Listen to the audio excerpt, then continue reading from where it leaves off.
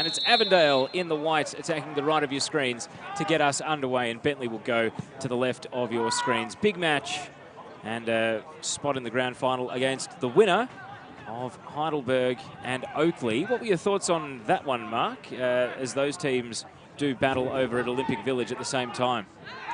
Gee, well, I mentioned that Oakley always seemed to fly under the radar this season. They did well to get past Pascoval, but it's hard to really write Heidelberg off. I expect them to win that one.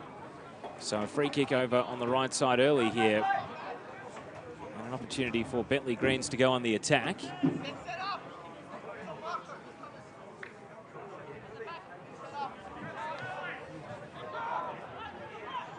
Tyson Holmes is setting the free kick.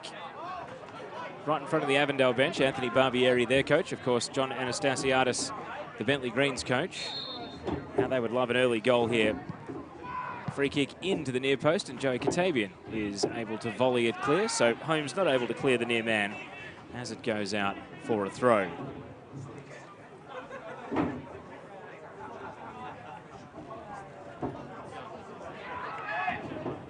Thrown in.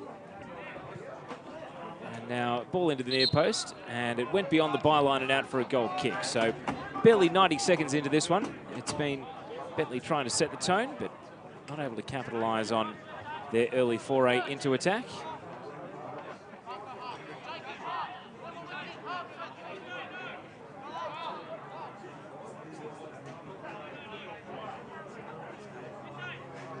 Delivery from Mitrovic. Right over the head of Jack Webster, who will chase it outside the penalty area and roll it back to Alexander. He's been a revelation since signing for Bentleigh, coming in during the transfer window. Alexander. Shoulder to shoulder and knocked off the ball by Archibald, of course, up against his former team.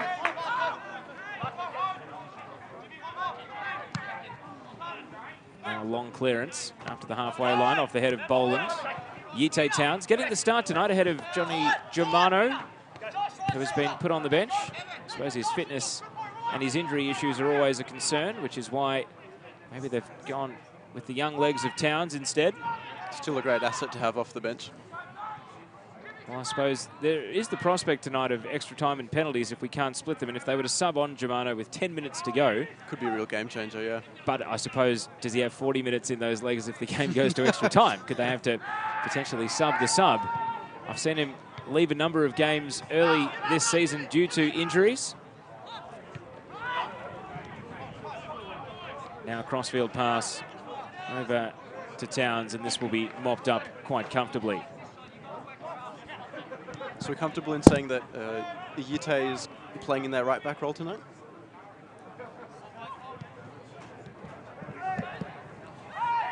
Well, that was the big intrigue coming into this game, wasn't it, Mark? When we saw the team sheet, we saw Strano at left-back, which is his natural position. Tav Sansioglu and Archibald we assumed would be in the centre. Yep. And then I actually thought it might have been Elvis Campsober at right-back, but they've gone for Yite Towns instead.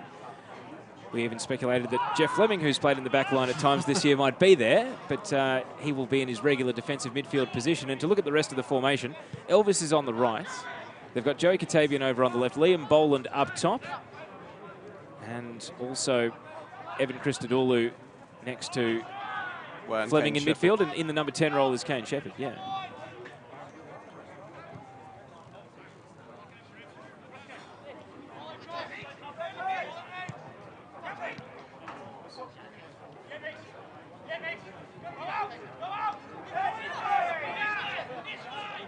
Towns sends it over to the left side.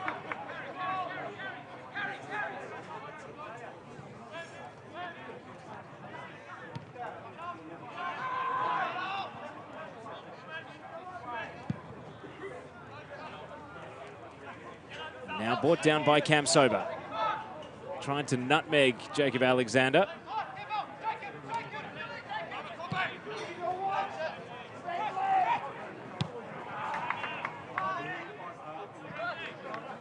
Picked up by Ryan Scott, who had a trial with the Newcastle Jets, Mark, which was written about during the week.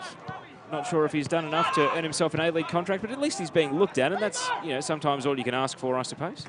Oh, definitely. And look, I mean, teams like Newcastle and Central Coast seem to trial everyone in the NPL, and most of the time they don't end up signing him. But still, you know, good to keep your options open and prove yourself at any level, really. And I think Scott is one of those keepers who, I think, if given a chance, would take that opportunity. Still very young as well. Katavian from a central position wanted the run of Shepherd. It's knocked away. Mitrovic backtracking and takes possession off Cam Sober. Now out to Alexander. Given away. Fleming had to make his ground, and it's a good contest there from Blake Thompson to make it a 50-50 ball.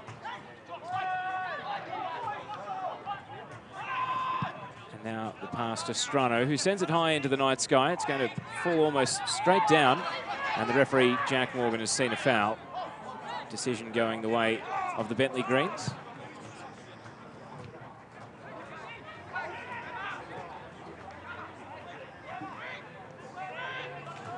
Don't forget, we do have the comments section up and going, so let us know what you think of tonight's match. We're keeping an eye on the game around the grounds. It's also been shared to the NPL Victoria Facebook page, the action from Heidelberg versus Oakley, so we'll keep you posted.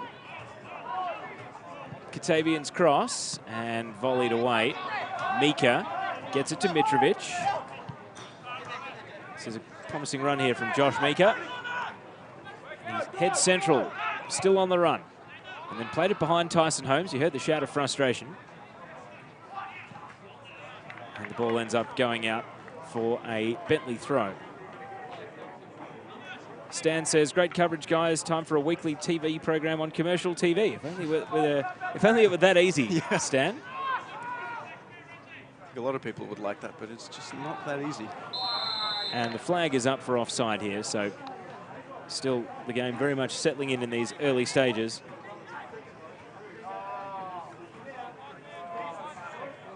Deeren says he reckons it'll be a 2-2 draw. Of course, that would send us to extra time. Last week's elimination finals, we had Oakley winning through at the expense of Pascoe Vale. They had a 2-1 win, holding on right at the end of the 90 minutes. And then Avondale coming from behind to beat Port Melbourne, but perhaps makes it sound a little bit more dramatic than it was. They were 1-0 down early and then went on to win 3-1. Port Melbourne nearly got a second goal back for 2-2. And then Avondale scored right at the end of the game for a 3-1 result, which was, I think, perhaps on balance of play, a fair result. Nice to see Port Melbourne in the finals, though, Mark, given how much trouble they've had in the NPL era trying to avoid relegation, and ultimately under Adam Pittock they climbed up the table this season to heights that maybe few would have given them a chance of at the start of the season. Well, yeah, I mean, it was a fresh start, and with a new face like that, it could have gone either way, really, but it seems to have really worked out for him. And yeah, I mean, last few seasons they've just missed out on relegation, really, so it's been great for them. And then I would say both coaches tonight, I don't think a shootout would really be on the cards for them. I think they want to keep it tight early and pounce when the opportunity arises. Rob says, all I'm saying is Ryan Scott deserves that A-League gig. Don't disagree. He was man of the match in last year's NPL Victoria Grand Final. And that did go to extra time as Bentleigh beat Heidelberg 2-1.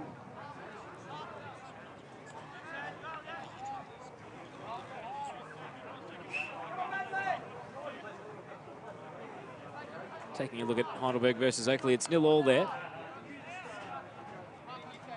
What was your thoughts on Oakley knocking out Pascoe Vale? I suppose they've flown under the radar a bit, which is a bit uncommon for Oakley. Normally they're a team that gets a lot of broadcast games on a Friday night and tend to be at the heart of a lot of drama, and yet I think they were out-dramaed by the likes of South Melbourne and Green Gully this year. As we watch Shepherd on the attack, slaloming through the midfield and then can't connect the pass to Cam Sober, and the ball is cleared away.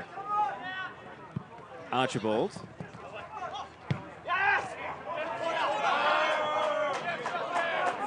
And that's a curious back pass that goes out for a goal kick, for a corner kick. So a bit of a freebie for the Bentleigh Greens.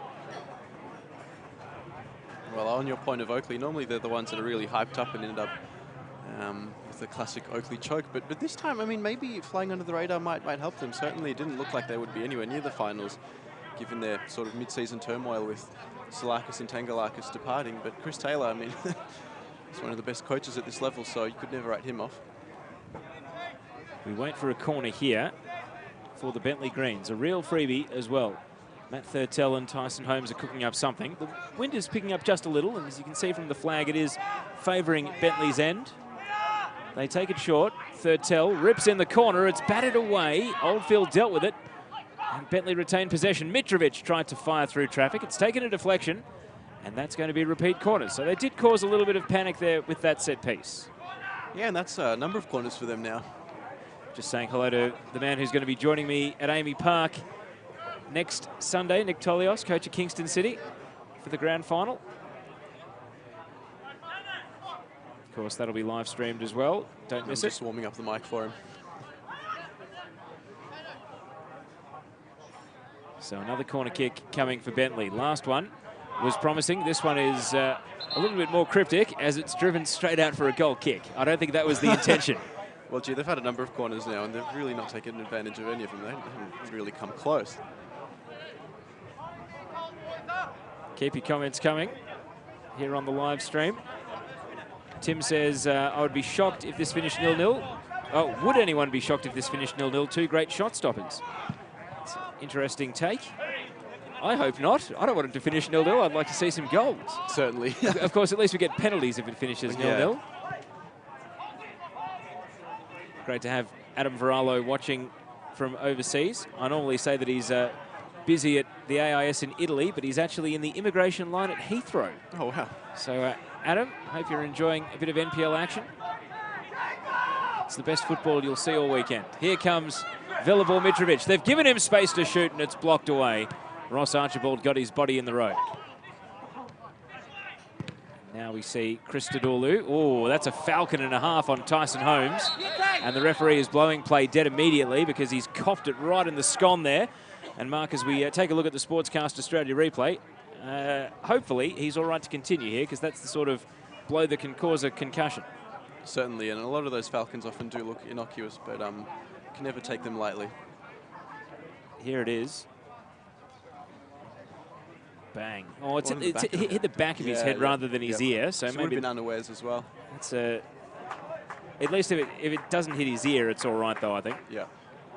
Well, it looks to have shaken it off, I think.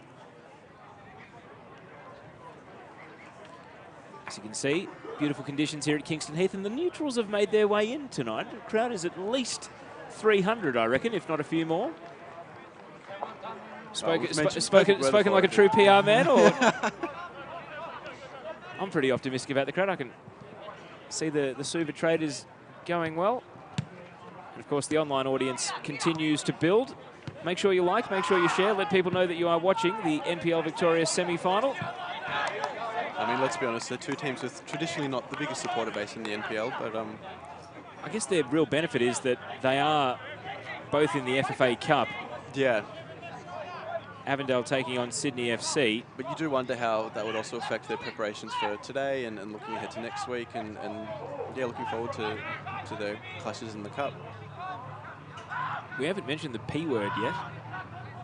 Pirlo.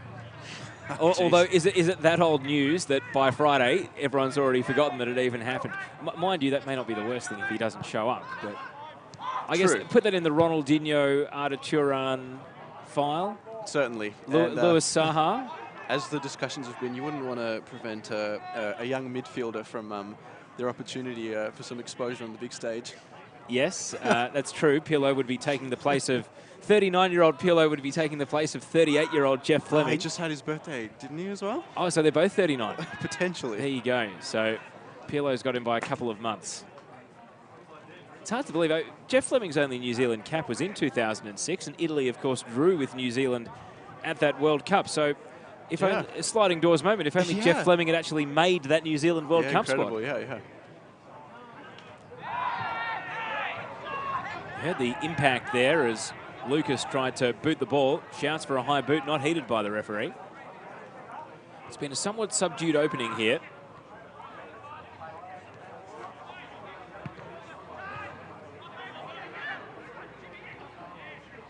Aerial duel. Bentleigh win out. Hooked long. Thurtell is dangerous on the volley in particular.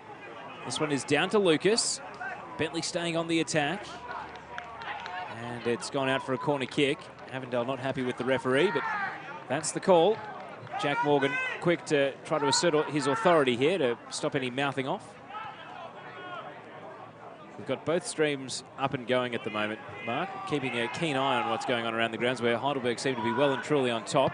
As Bentleigh are here, as another half chance goes looping over the bar and out for a goal kick. One of their best looks on goal, though. And they've looked semi-threatening from these situations. I think Avondale would want to give away too many more of these kind of chances.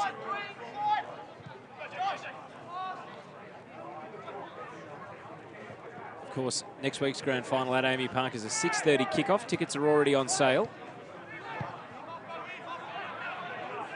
It'll be preceded by the women's NPL grand final. Both the semis for that are tomorrow. And then, of course, prior to that, dusting the grass off at midday, will be Green Gully playing for their spot in the top flight against the winner of tomorrow's match between Moreland City and St Albans. And it's safe to say, Mark, that very few people, if anyone, would have expected Green Gully to be playing in that game. We even were discussing it with about 6 or 7 games to go in the year, saying, surely Gully have enough points, no one's going to catch them. And yet they found a way to pick up, I think, 1 point from their last available 24. It is simply remarkable how they've capitulated less than halfway through the season, really. That's how long the malaise has been. Would never have pictured them in the position that they are now. But, I mean, it's been such an interrupted season for them with their coach coming and going and then eventually leaving. Never easy in those sort of circumstances. But, yeah, still, you'd think with the quality players they have, they would never get to this situation. But it's the beauty of football. I'm sure they'll be playing a friendly. If they haven't played one during the week, they'll be playing one this weekend.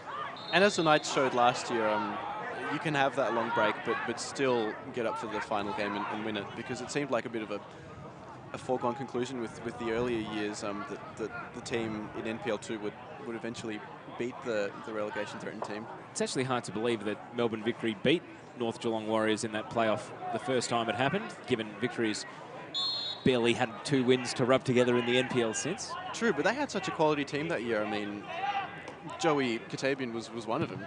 It's true, as we see Tav Sansioglu's free kick just donate the ball back to the Bentleigh Greens. You're right, he scored both of the goals as Victory came back to beat Moreland Zebras in the equivalent game of what St Albans versus Moreland City is tomorrow, the second place playoff. And then I think it was Pierce Waring that scored the sealing goal. Yeah, Pierce Waring. The players I had, I mean, George Howard was one of them, I think. Katabian didn't want to fire up, and now he's given the ball away in a dangerous position, goes and wins it back.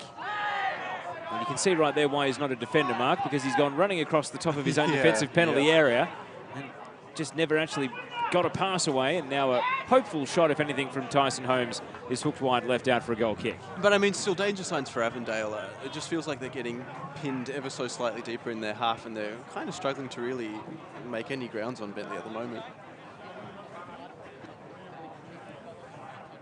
So another goal kick coming up. And then year 2 of the Pro-Rel playoff was North Geelong going back to that same game, and this time having a much happier ending as they won 4-0 against Richmond. And as we know, it's been tough times for Richmond ever since, as Shepherd plays the ball to Katabian, a loose touch. Elvis is loose on the flank, though. What can Cam Sober conjure up? Elvis plays the pass into traffic, and it's cleared away. Now off the head of Chris Lucas, it goes out for a throw. Well, the attention would really be amplified on Cam Sober now with the news, rumours, I guess, of his impending Melbourne Victory trial. It's good for the NPL again. I mean, it's almost a bit surprising that there hasn't been a bit more buzz about Elvis, given what he does at this level. It's not just the goals, it's not just the flipping celebration. As we see Avondale on the attack once again. Shepherd wants his left peg. He'll fancy his chances of finding it here, and it's a good save to deny him from Scott. And almost a little bit of naivety from the Bentleigh defence, because Kane Shepherd has used that left foot to such great effect this season, and eventually they let him find it. Certainly, and another player that's in A-League contention as well, really making his mark on this game now. And it really looked like Bentleigh were tightening the screws on this game, but Avondale really out of nowhere. They do have the quality players in the front third to do that. So Bentleigh do need to be on their toes. And it was the 2 men who were trialists up in Newcastle going head-to-head. Shepherd against Scott. Yeah, certainly, yep. They would probably be familiar with each other. So the save is made, and Avondale have their first corner of the night to be taken by Christodoulou. Whips it high to the far post. The header is first for Shepherd, but he can't screw it back towards the target, and it goes out for a goal kick. But just on Elvis, it's not just the attacking, it's his backtracking, his ability to win the ball, and he's kind of a complete winger in that respect. Certainly, and I mean, I remember calling a game here with you when he was still playing for the Knights, and it was my first game of him, and you know, it's sort of said that that first impression of a player lasts with you. And I remember that game, he was just so active up and down that wing and just never stopped running for the whole 90 minutes. And Knights won that game in a real surprise, and he really stood out for me that game. And I mean, I know Knights ended up having a disastrous season, but he really stood out for me that, and I've never really forgotten that performance. Enough so that Avondale came along with an offer that the Knights couldn't match, or didn't want to match. Boland, given the space, Boland, and he sends that one off into the golf club. And that is anticlimactic, given Liam Boland's prominence for special goals from long distance. Looking again on the Sportscast Australia replay, they mark a lot of space. Yeah, you don't want to give him too much space. I mean, he's capable of the spectacular as well.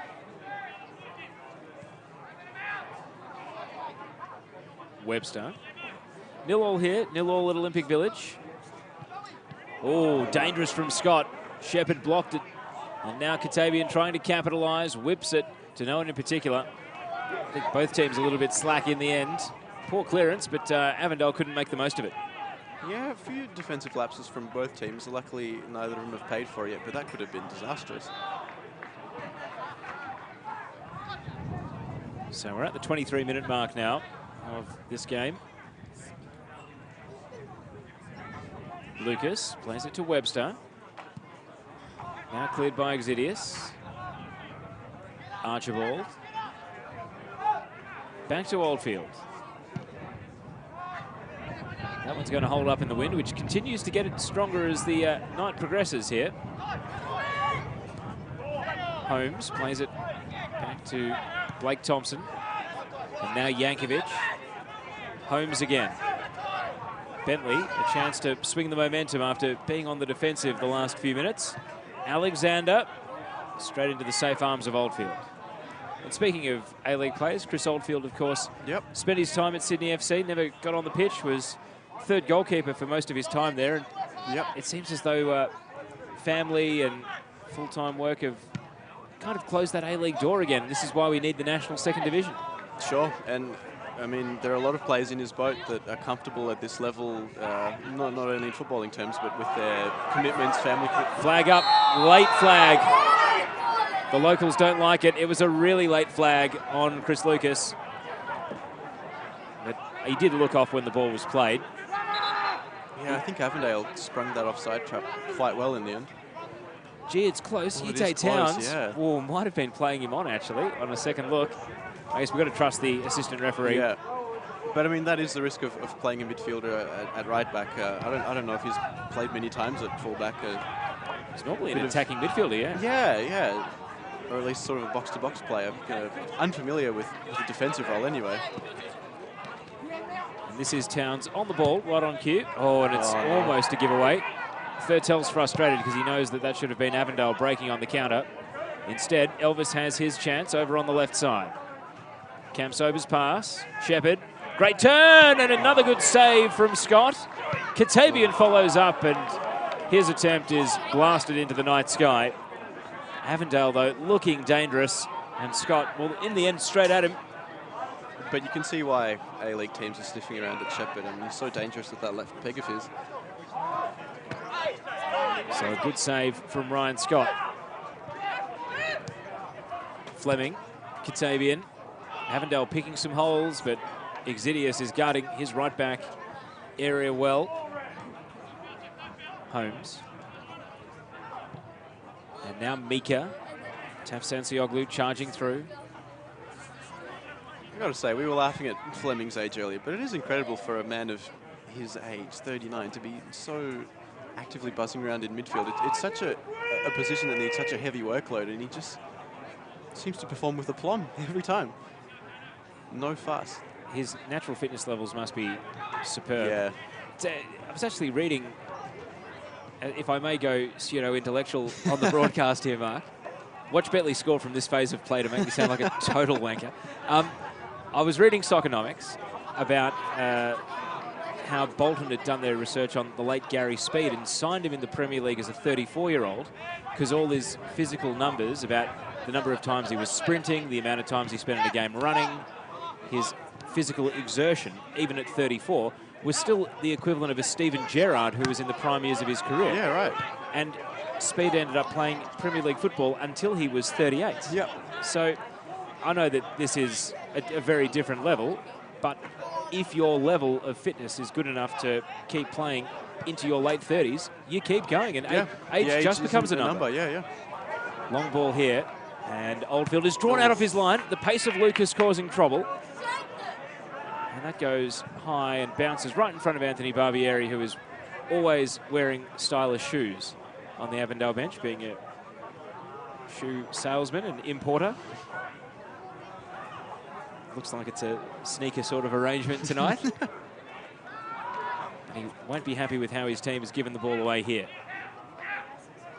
A tangle for Exidius, and foul given, free kick. Exidius, who scored Bentleigh's second and ultimately sealing goal in the Doherty Cup final. He's had a great season at right back. He was in the Victory Youth. He's another player that hasn't had a lot of buzz about him for a return to the A-League system, but he's only young. He's only 20 years old. I guess it's hard to create buzz if you're a right back. Yeah. Maybe Jeremy Walker and his outstanding performances in the NPL is kind of a testament that you have to perform that much better for that much longer to get a look as a right back in the A-League. Well, I mean, Walker had A-League experience as well, so he had some runs on the board. But, I mean, it's genuinely not easy to make a John Anastasiadis side as well as a young player. So for him to be given that responsibility, a testament to his ability. Holmes rolls it into the path of Mitrovic. And at the byline, he's dancing on the ball here, trying to fashion some space. And now Alexander hooks it in on his left, but well read by Tapsansioglu to get it away.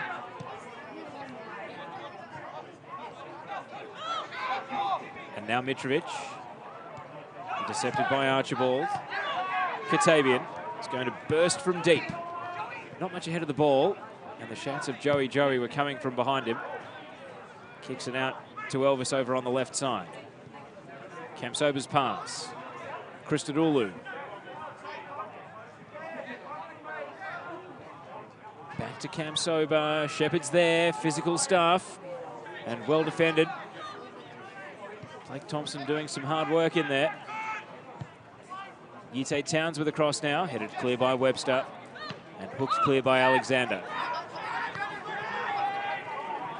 Mitrovic takes possession. The tempo of the game's really gone up. We're watching a good match at the moment. You can tell these are two of the top teams confident about the way they play. Mika leaves the ball behind. And Strano bursts through for Avondale. Back to Christodoulou. They've got so many left-footers in this team, Avondale.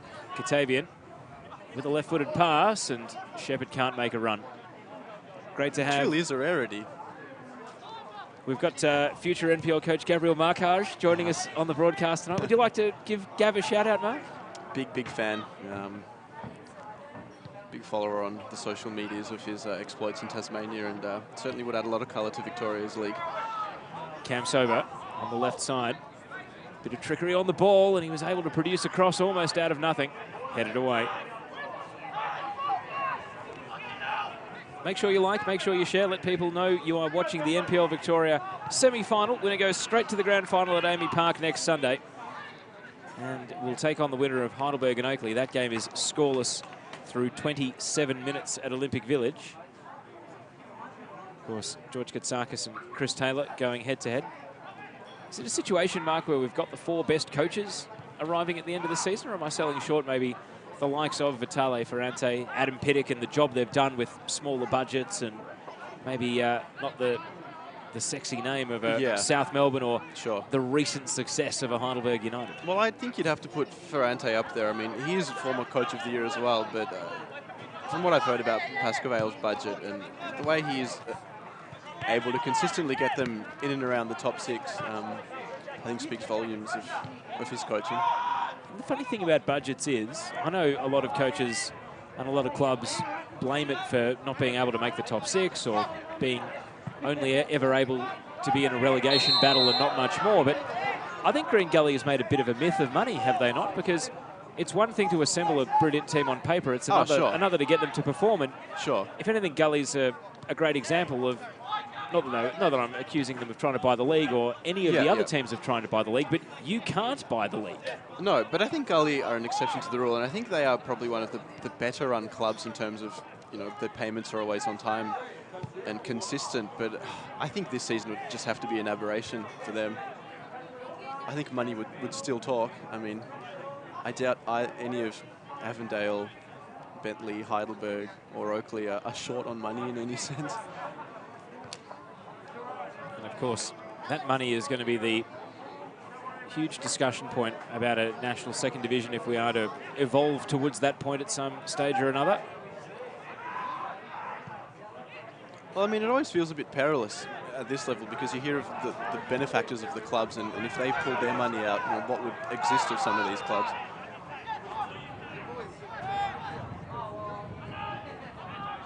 But I guess that's really no different to anywhere else in the world. Ball in from the right, and Thurtell wouldn't have counted. It would not have counted. Matt Thurtell slicing it over the bar.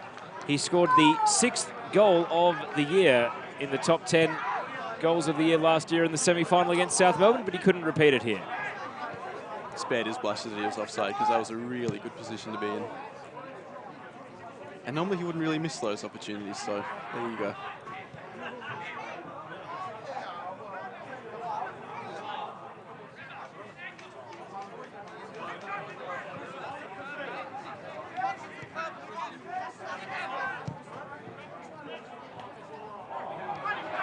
Avondale's turn, and another shot fired straight at Scott.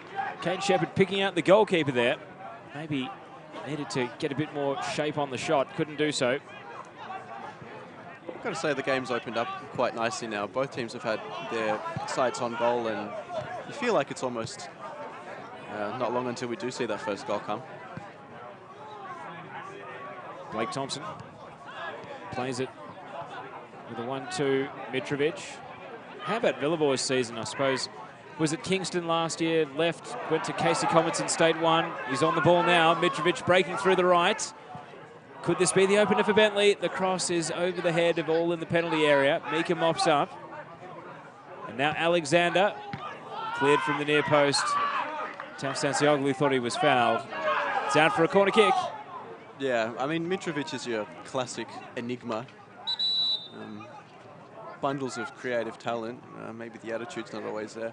And really, I mean, when Bentleigh signed him, I thought he wouldn't really be an Anastasiadis type player. I mean, he normally goes for the players that, good attitude, work hard.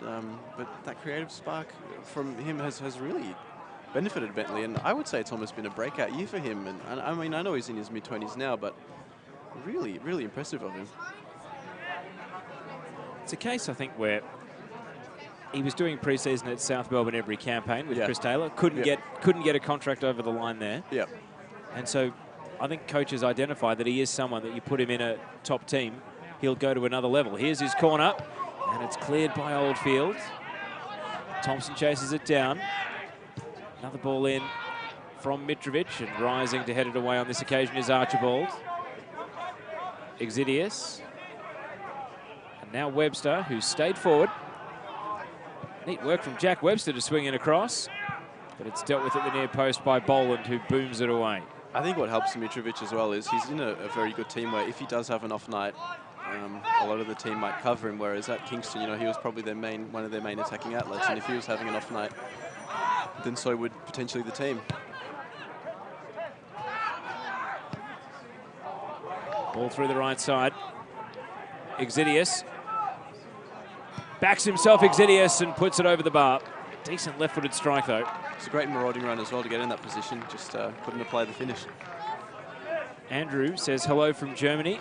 I wonder if that's the brother of, going by his last name. You'd think almost certainly. Yep. Of course, Christian Theoharis, a former Bentleigh Greens junior. Probably has a lot of interest in how his old team is going. Still scoreless here, still scoreless at Olympic Village. Cam Sober. Step over from Shepherd. Asking a lot of Strano, who's going to get there before the line. No, he's not. Out it goes.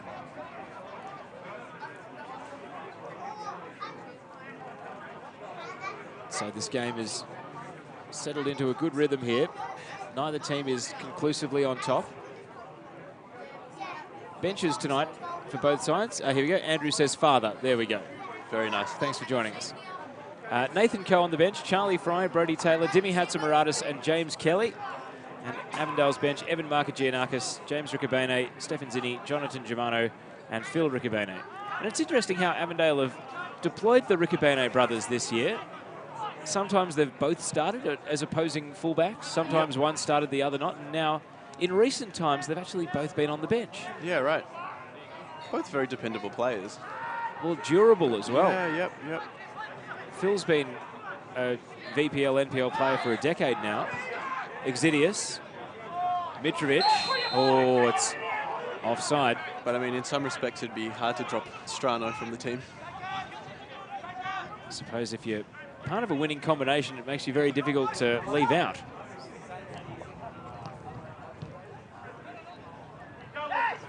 As that clearance from Oldfield is nearly charged down by Lucas. For a man 12 months back from a knee reconstruction, he's got all his old pace back. Cam Sober, speaking of pace. Looking for a burst of acceleration here, but can't find a way past Exidius. Katavian. And now Jeff Fleming. Archibald. Didn't like the look of anything ahead of the ball, but now he's being corralled rather intently. Bentleigh are hunting the ball, trying to win it back, and they can't because Towns was able to spin out of trouble. Shepherd to Boland. Boland puts it wide. And another good opportunity for Avondale goes begging. They have not hit the target with some of these half chances that have presented. Or they've hit it straight at the keeper. That was great build-up work. Great work from Ute Towns there.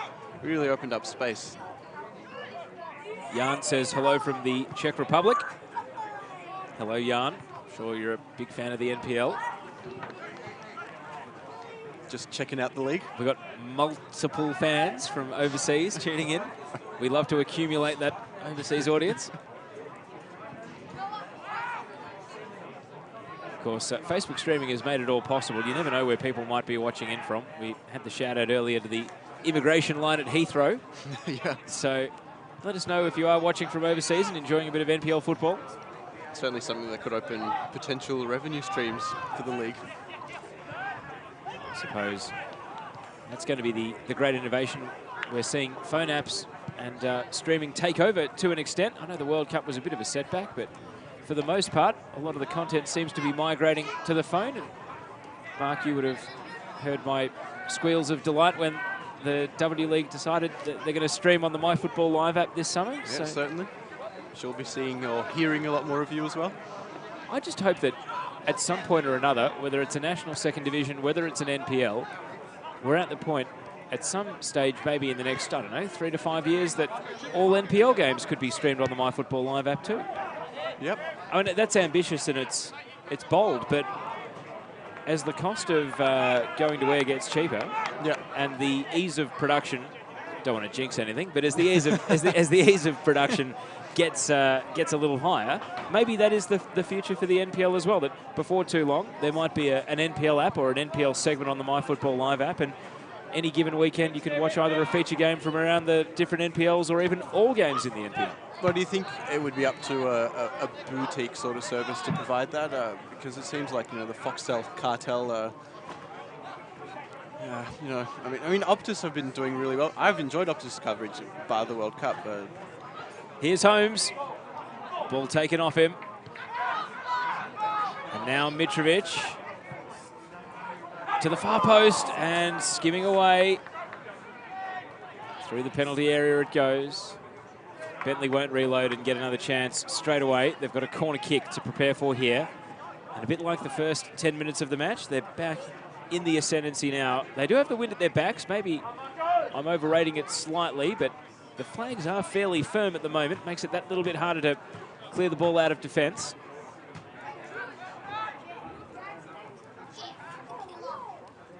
Corner kick from Mitrovic. Attempted flick on at the near post, and Oldfield, well, made to look awkward in the end, but it landed on the roof of the net. That's the end result. So it's a goal kick. There's a penalty for Oakley at Olympic Village. Let's call this. It's Dusan Bosniak up against Chris Theodoridis. So Oakley, the underdogs, trying to take the lead against Heidelberg in the other semi-final. We're streaming both on the NPL Victoria page tonight, and he's just squeezed it in. So Oakley take a 1-0 lead at the Village. Gee, that's a big development. And Heidelberg, who've made a real appetite for brave comebacks and overcoming the odds, are going to have to do it once again. And that was a solid hand from Theodoridis. Perhaps should have saved it, but Dusan Bosniak's penalty squirms in. And we could be heading for Oakley in the grand final, as this game remains deadlocked. That goal coming in the 39th minute. They're a couple of minutes behind this one here. You didn't catch the incident, did you? Because I missed it. I didn't. Holmes, pass finds Lucas. Bentleigh lead! Pinpoint pass from Holmes, and Chris Lucas was on the end of it to roll it in. And the goals hit the back of the net almost at exactly the same time around the grounds in the semi-finals as Bentleigh go 1-0 up. Well, pace and precision, great finish there. Great work from Bentleigh. At the same time as Oakley score, great work from Bentleigh to take the lead here as well. He hit the ball at full speed. And that allowed him to just keep breaking away from Strano and bury the shot in the back of the net. Well, you could feel that like a goal was coming. I mean, both teams have had their sights on goal, and this time it was Bentleigh who took full advantage. And you heard the swell of support from the home fans. They enjoyed that. And so Bentleigh trying to win the grand final for the third time in 4 years, trying to go back-to-back. I believe that was their hashtag last year when they made the grand final. So maybe the hashtag will be 3 out of 4 for the decider. But they've taken a 1-0 lead here, thanks to Chris Lucas. And we did allude to his speed earlier. This time, Oldfield is sharply off his line. But you can see he's got a bit of a fear factor, and the wind is causing it to swirl, but Archibald read the header well. And now Fleming plays it out to Strano. He'll be burning after Lucas was able to just run off him and get away. Handball by Christodoulou, and blatant. No hiding in front of the referee. Haven't had a booking yet. It's been a fairly well-behaved game, actually. Yeah, it has. I feel like if Heidelberg or South Melbourne were playing here, there'd be a much more heat and spite in the game. But well, it's true. Whenever things aren't going too well for the Bentleigh Greens, you can almost set your watch to when a scuffle or even a full-on melee might break out. But I mean, Avondale will have to fire up at some point. I know they came back to win last week against Port, but this is a completely different proposition against Bentleigh at Kingston Heath. And I know they have the quality players to do it, but it's just, I really think there is an extra psychological factor to playing Bentleigh away and going down a goal.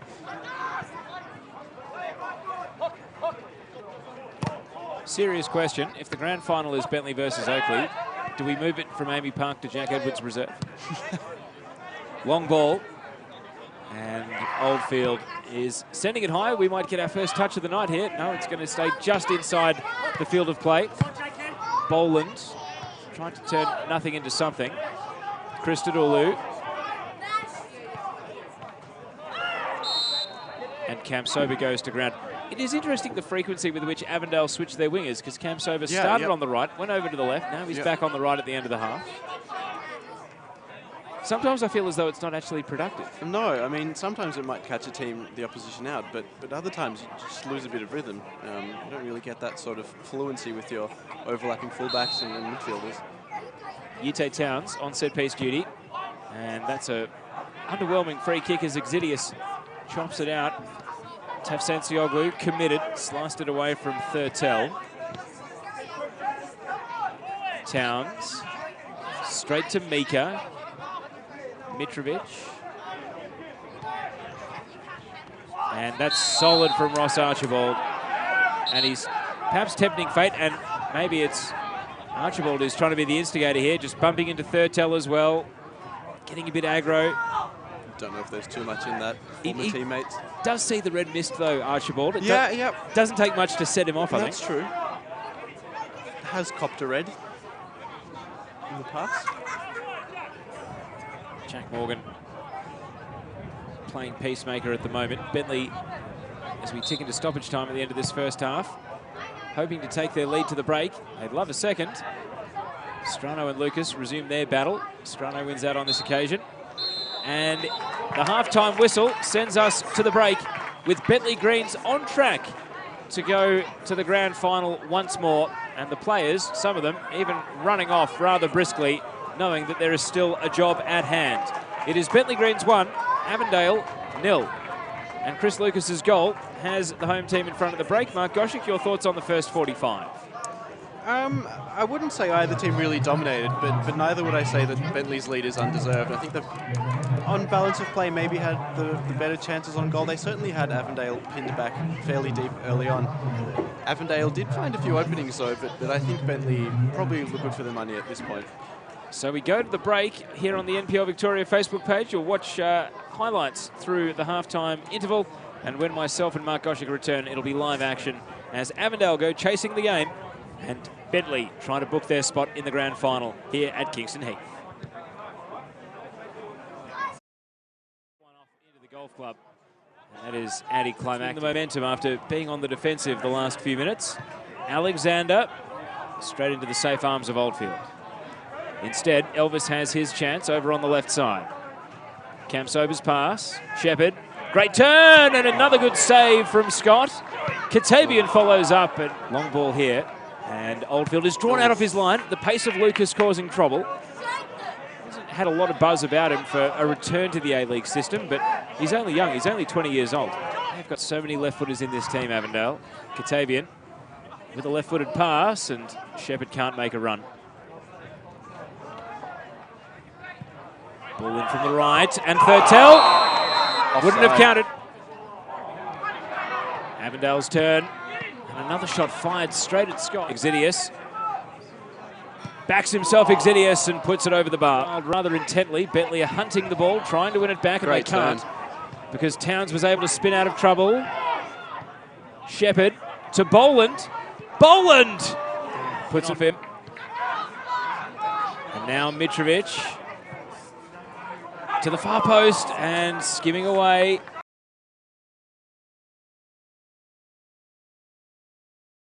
You didn't catch the incident, did you? Because I missed it. I didn't. Holmes, pass finds Lucas.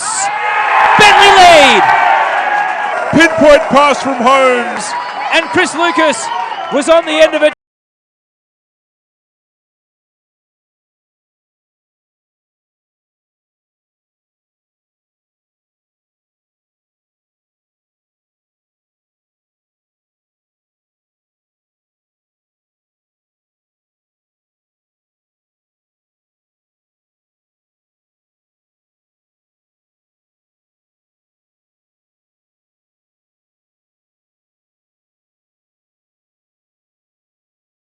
Keen eye on what's going on around the grounds, where Heidelberg seem to be well and truly on top.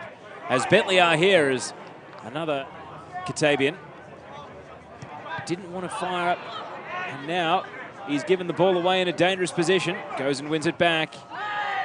And you can see right there why he's not a defender, not just the flipping celebration. As we see Avondale on the attack once again. Shepherd wants his left peg. He'll fancy his chances of finding it here, and it's a good save to deny him from Scott. Came along with an offer that the Knights couldn't match, or didn't want to match.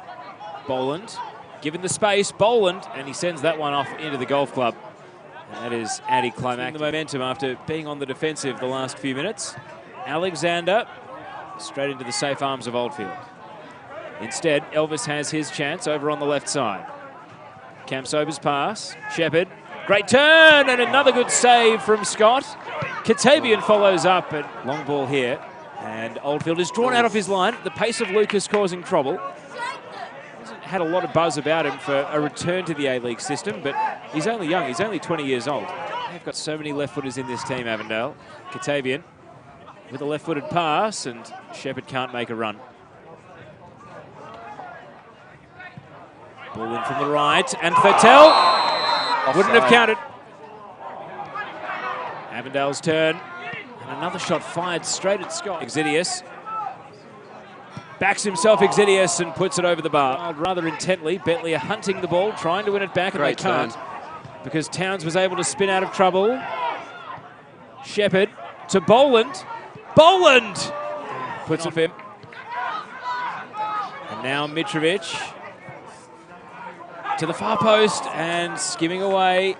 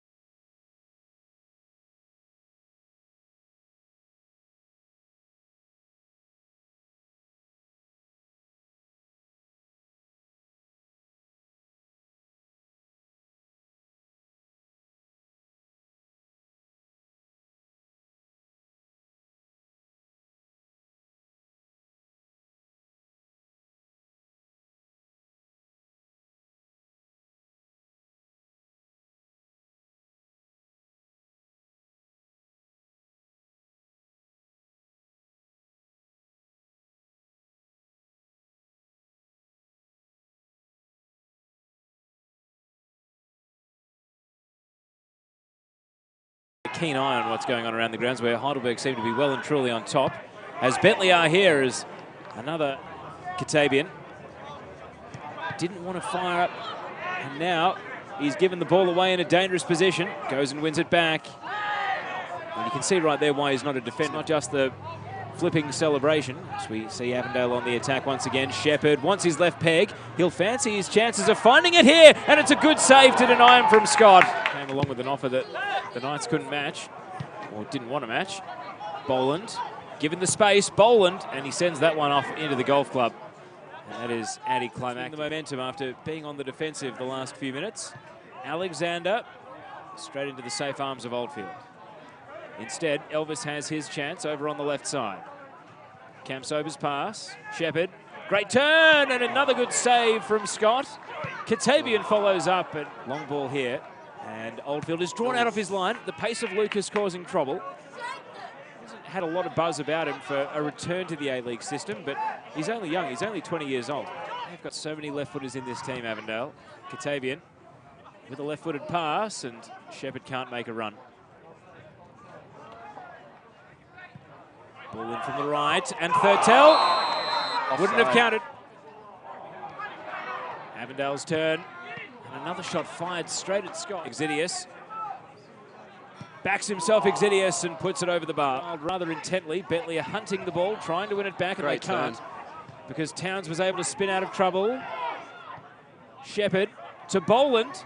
Boland puts it for him. And now Mitrovic to the far post and skimming away. You didn't catch the incident, did you? Because I missed it. I didn't. Holmes, pass finds Lucas. Bentleigh lead! Pinpoint pass from Holmes, and Chris Lucas was on the end of it. A keen eye on what's going on around the grounds, where Heidelberg seem to be well and truly on top. As Bentleigh are here as another Katabian. Didn't want to fire up, and now he's given the ball away in a dangerous position. Goes and wins it back. And you can see right there why he's not a defender, not just the flipping celebration. As we see Avondale on the attack once again. Shepherd wants his left peg. He'll fancy his chances of finding it here, and it's a good save to deny him from Scott. Came along with an offer that the Knights couldn't match, or didn't want to match. Boland, given the space, Boland, and he sends that one off into the golf club. And that is anticlimactic. The momentum after being on the defensive the last few minutes. Alexander straight into the safe arms of Oldfield. Instead, Elvis has his chance over on the left side. Campsober's pass. Shepherd. Great turn and another good save from Scott. Katabian follows up, and long ball here. And Oldfield is drawn out of his line. The pace of Lucas causing trouble. Hasn't had a lot of buzz about him for a return to the A-League system, but he's only young. He's only 20 years old. They've got so many left-footers in this team, Avondale. Katabian with a left-footed pass, and Shepherd can't make a run. Ball in from the right, and Thurtell wouldn't have counted. Avondale's turn, and another shot fired straight at Scott. Exidius backs himself, Exidius, and puts it over the bar. Rather intently, Bentleigh are hunting the ball, trying to win it back, and they can't because Towns was able to spin out of trouble. Shepherd to Boland. Boland puts it for him. And now Mitrovic to the far post and skimming away. You didn't catch the incident, did you? Because I missed it. I didn't. Holmes, pass finds Lucas. Bentleigh lead! Pinpoint pass from Holmes, and Chris Lucas was on the end of it.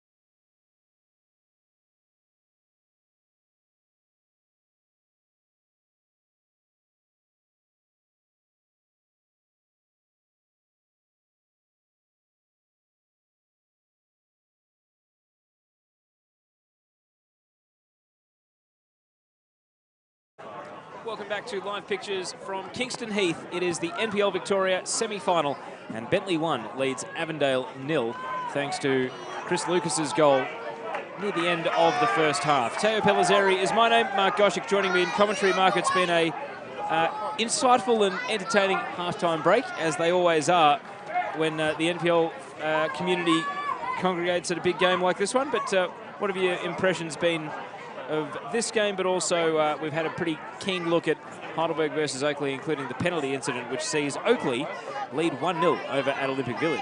Certainly. Fairly similar trajectories for both games. We saw both goals happen at nearly almost the same time. Interesting game, this one.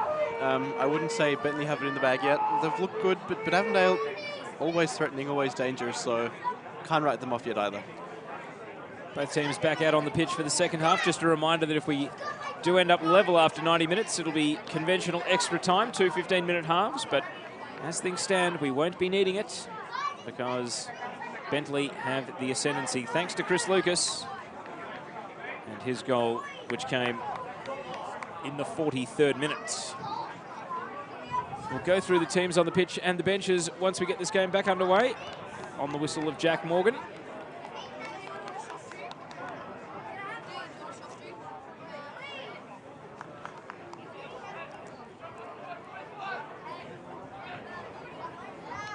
So ready to go here at the start of the second half. Avondale chasing a spot in the grand final. Bentleigh Greens trying to return to the decider and make it 3 out of 4 in NPL Victoria. Of course, it all started at Lakeside in 2015 when they beat South Melbourne 3-1 after extra time. 2016, it was South Melbourne beating Oakley in the grand final 3-2. And then last season, Bentleigh Greens were once again up at the top as they defeated Heidelberg United 2-1 in extra time thanks to Lambros Honos's goal. This year, as things stand, it would be Bentleigh versus Oakley, which has been, to be fair, Mark, one of the more entertaining matchups in NPL Victoria over recent times. Certainly. Matt Thurtell in possession here. But I mean, gee, could this be the year that Oakley finally break that drought? It's going to be hard if Bentleigh is their opponent and John Anastasiadis is on the opposite side of the dugout to Chris Taylor, that's for sure. Of course, we've got 45 minutes to play out here as Bentleigh consolidate possession, so let's go through the teams. Ryan Scott in goal, centre-backs for Bentleigh. Marco Jankovic is left-sided and Jack Webster right side. Right back for Bentleigh at the moment is James Exidius, and their left back, as we wait for them to play their way out of trouble here, is Jacob Alexander, who is currently quite a way up the pitch. My eyes don't deceive me. Yep, he was hanging at the halfway line, waiting for a crossfield ball that never arrived, and now he's right back involved here, giving away the first foul of the second half. Midfield, you've got Tyson Holmes in there along with Josh Meeker and Velibor Mitrovic as a midfield trio, and then on the right side of attack is Chris Lucas. Up top is Matt Thurtell, and I may have got this wrong. Blake Thompson's in the midfield and Velibor Mitrovic is on the left side of a front three. So Thompson, Meeker and Holmes is Bentleigh's midfield. Lucas, Thurtell and Mitrovic, their attackers. We'll go to Avondale's formation in a moment, but they're on the attack through Cam Sober here. Elvis to the byline, elevating across. It's in. Avondale level. Joey Katabian hit it on the half volley and hit it true. And after a kiss of the woodwork, it fell in the back of the net, and this game is level 1-1. Fantastic work by Cam Sober on the wing, really showing his potential A-League credentials there. Great cross and great ghosting in there by Katabian, who's really capable at this level. Also another player with A-League experience, and fantastic finish there off the post. Just for a moment there, it looked as though it was bouncing along the line, but no, it continued on its merry way into the back of the net, and Joey Katabian has heeded the halftime message to a T and drawn Avondale level in just the 48th minute, and it's game back on, Mark. It's no less than this game deserves. Yeah, certainly. It was just so subdued after the goal. It really silenced the crowd here, and I've got to say, I feel like the wind has really helped both teams. Well, I did flag that it might have been an overrated factor in the first half. Maybe not. Maybe with the wind at their backs in the second half, Avondale can really make a go of winning this within the 90, and their fans, of which there are quite a few here tonight by historical standards, becoming a lot more boisterous now. And it's great to see so much Avondale merchandise. I suppose that's the effect of the FFA Cup as well. You invest a bit more, you try to get more people hooked on NPL football. Yeah, build up your brand. Why not? Ibrahim says, we have a game. Elise says, yeah, Joey, the boys. So Avondale fans at the ground and online loving the equaliser. Here comes the cross, and it's sliding into the hands of Ryan Scott. And not much you could do about that goal. I mean, it was a really pinpoint finish. It really was so early in the half as well. You could perhaps argue that Bentleigh hadn't really switched on yet. This game is about 4 minutes ahead of the game at Olympic Village. So we'll keep you posted. As of right now, Oakley 1, Heidelberg 0. Let's go through that Avondale team. Chris Oldfield in goal. Left back Anthony Strano. Right back is Yite Towns. Right side of central defence, Ross Archibald. Left side, Ramit Hafsansioglu. Midfield, Jeff Fleming is the anchor with Evan Christodoulou in front of him. Apologies as I try to find my bearings here. And also Liam Boland, and then Kane Shepherd as a number 10. And then the attackers, Elvis Kamsober on the left. Stefan Zinni, I think, has been subbed on the right. And then Kane Shepherd up top. So just by process of elimination, for Zinni to come on. I think Towns is still on. It's Boland who's been subbed off. Yeah, my right. apologies. So reassessing that midfield trio, it's Fleming, Christodoulou. And I think It looks like Shepherd's just Katabian into the number 10 and then Shepherd's the number 9. Number 9, yeah. And so Stefan Zinni has come on over on the right and replaced Liam Boland. And I wonder if that's tactical or if he had an injury or something. I think it might be tactical. Yeah. Based on Avondale's, I suppose, just the quality of their finishing. It wasn't the chances primarily fell to Shepherd. Yep. But Boland had a ball blazed over of his own. Katabian sent one over the bar as well. Yep. And we were actually speaking during the halftime break, how is it that Stefan Zinni's come back from the A-League and is actually not a regular starter, is often off the bench for Avondale? Well, they've unleashed him for 45 minutes here. And I mean, I've always seen Avondale as a team that has been defensively inclined. This season, with the players they signed, I mean, it almost felt like a bit of a Mourinho team. Focus on defence and then sign players with runs on the board in an attacking sense who can do the job for you. And they've got many options, and if one's not working, they can definitely use another. Flag up for offside. First time that Bentleigh have been caught offside all night. And you know what? I reckon Anthony Barbieri and Zoran Markovski will absolutely love that you've compared them to Mourinho there. So, although given how Mourinho's going, maybe they won't. Maybe not. Yeah. Ali says Avondale winner.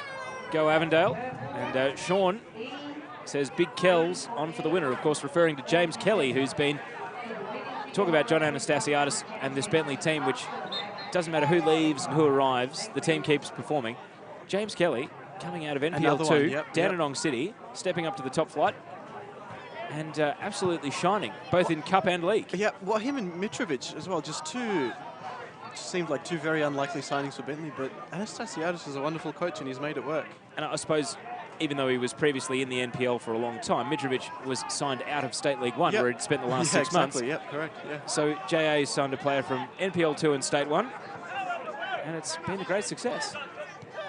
But I mean, Bentleigh have, for all the comings and goings, and there's a lot of turnover. I mean, there always is in NPL. They do have this fantastic core, really the spine of the team that are always the mainstays that have been performing. So, I mean, Tyson Holmes would have to be veteran of the league now.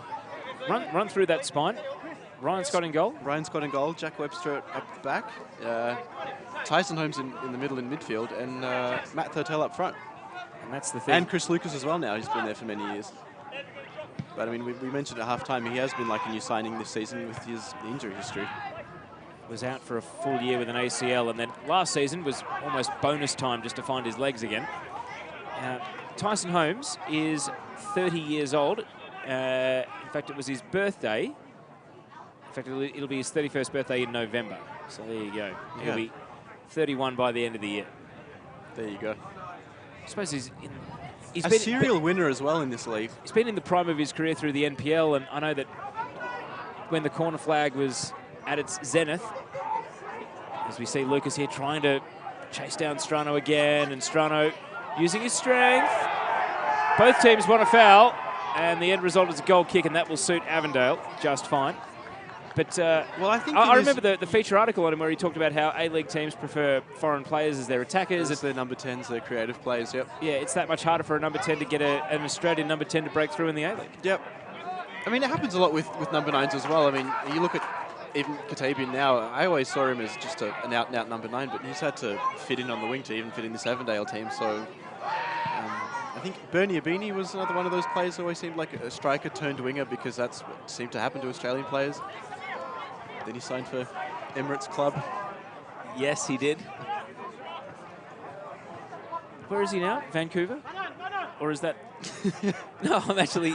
Or is he actually in the Emirates? Have you not seen the internet? No, I have. But I always consider that bullying. It's like the Mark Latham wearing a dirty shirt to a cricket match account. Anyway, as we go really inside baseball on Twitter trolling, let's sharpen right up and get back to the NPL. Katabian hooking it long. Kane Shepherd in a race against Yankovic. And the composure of Yankovic shows as he cools things down and finds Alexander. Yeah, he really couldn't afford to make a mistake there. Game back in the balance, 10 minutes into the second half. Early equaliser for Katabian at the start of the second half, cancelling out the opening goal of the night from Chris Lucas. Maddox says, Joey Katabian, what a superstar. I mean, on Katabian as well, the thing with Avondale is, I mean, they signed 3 strikers at the beginning.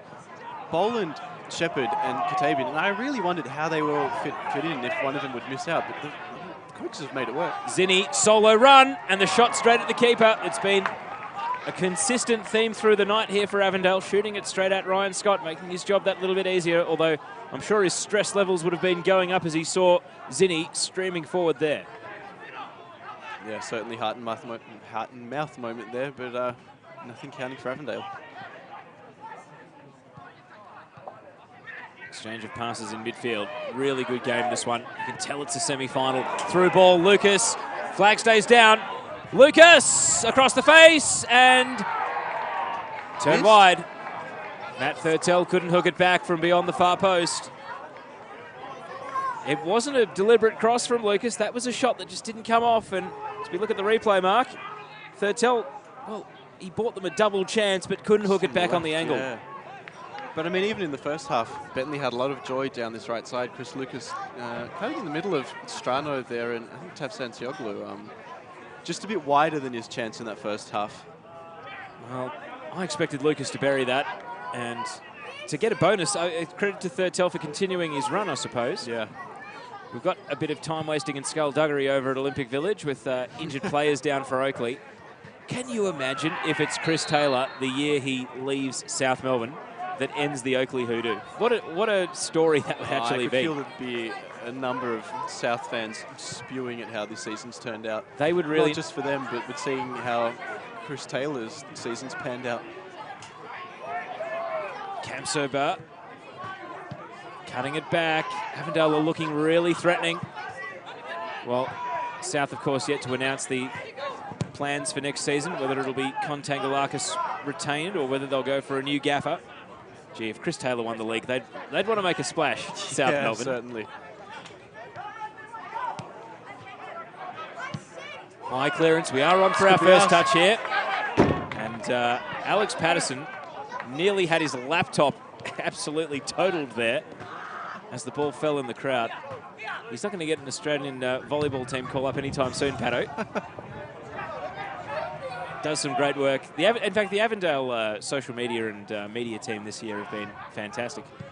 Chat Media filming and Dimitri Cyrillis doing all the post-match interviews. Very entertaining.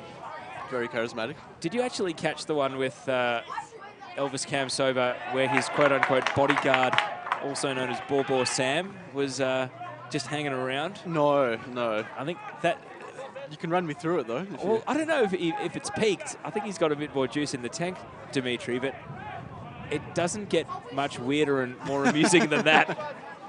Then again, if Markaj turns up in the NPL, then exactly, all bets are off. So shout out to Dean Manier, who snubbed the... Imagine him interviewing Markaj. That would be something. It would be dueling banjos, frankly. Dean Manier tunes in. Of course, unsuccessful Metro Leagues player with Bo Morris, not too far from here. Commiserations on losing your final, Dino. We love him. Shepherd takes possession. Avondale trying to complete the comeback from 1-0 down. owning the ball at the moment. This is uncharacteristic of the Bentleigh Greens here at Kingston Heath to be so under the pump. And Exidius, a no-nonsense clearance. Of course, we were here for FFV radio earlier in the season for a 1-0 result when Bentleigh Greens got the job done against Avondale. They were both flying at the time. I think they were the top two. Yep. And it was James Kelly off the bench with a header that got the winning goal. So he's there. He's waiting for them if they need it. Yeah, they've also got Dimi Hatzimuratis on the bench as well. They've got options off the bench. It's a very attacking bench. Yeah. Bentleigh, Charlie Fry, centre-back, Brody Taylor, a winger, Hatzimuratis, a centre-forward, and James Kelly, an attacking midfielder who can pretty much be a handyman and do a job anywhere, though. I mean, if they needed a full-back, they might fancy him over Fry to come on as the whistle goes, and it's going to be a free kick to Bentleigh. Avondale have made the one sub, Boland off Zinni on, and they've still got Evan Markagianakis, their backup keeper, James Ricobene, a fullback, Phil Ricobene, a fullback, and Jonathan Germano, the talismanic and oft injured and oft sore attacking midfielder. Well, I mean, with the Ricobenes on bench, with the joy Bentleigh have had down this right-hand side, you wonder if it might have been a better option to start one of them at left back, but not to be. They're pinning their colours to the back four they started the game with, that's for sure. We're at the hour mark, and the score is 1-1. It's been one of the more entertaining NPL games of the season, and why not at the pointy end?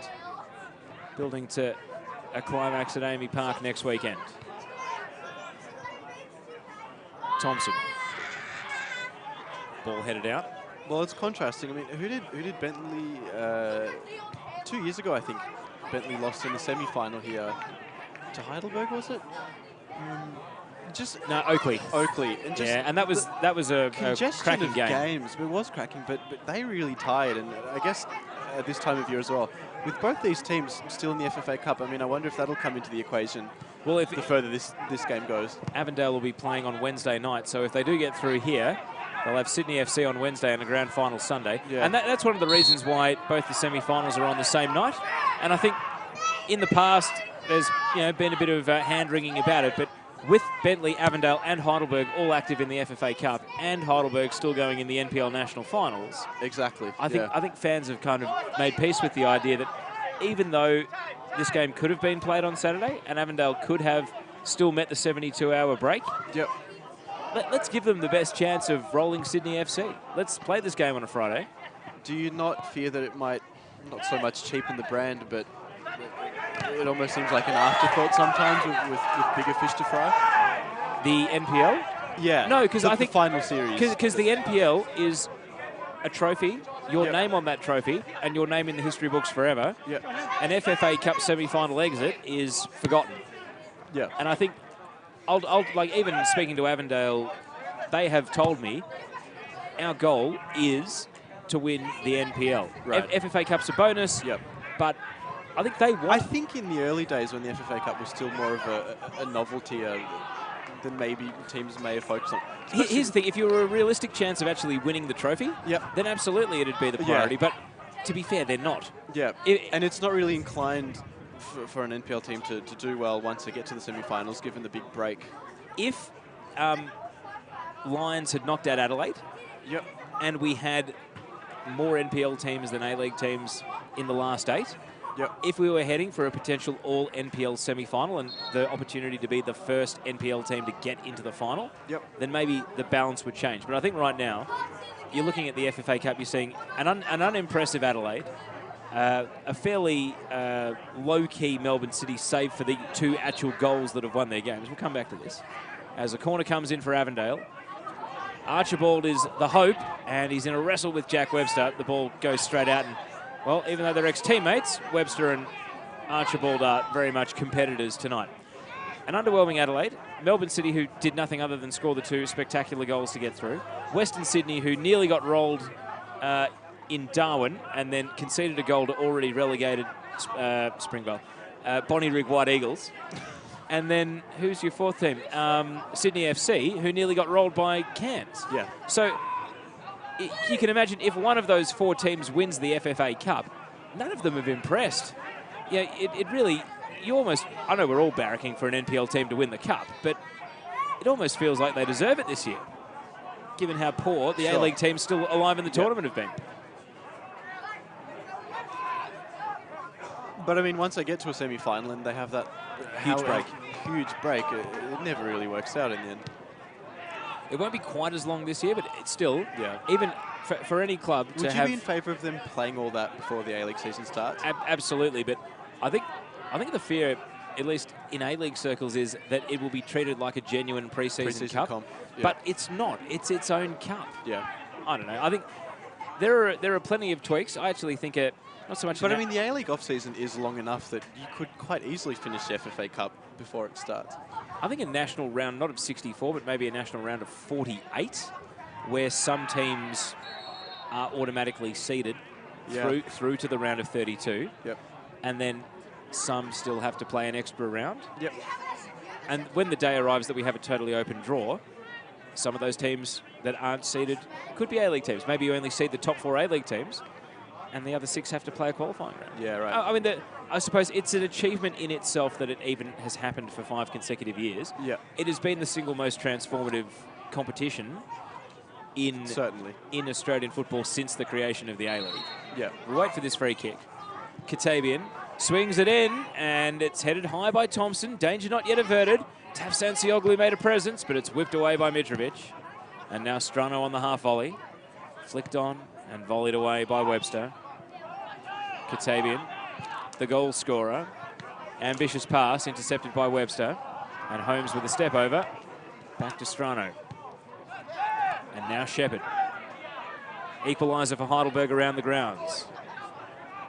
Avondale trying to take the lead here. Jack Petrie with the goal.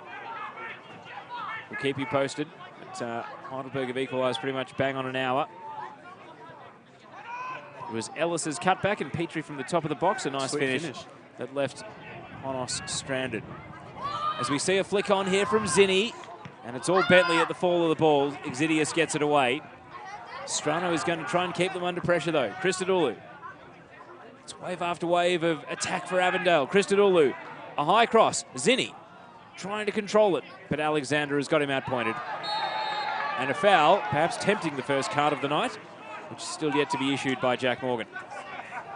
To finish the point I was making, the FFA Cup hasn't just been great from a football sense, talk of a second division, opening the pyramid, but even from a broadcasting sense, the reason that we're going to have all the W League games streamed this summer is because the FFA Cup has shown what's possible from a suburban venue. Yeah.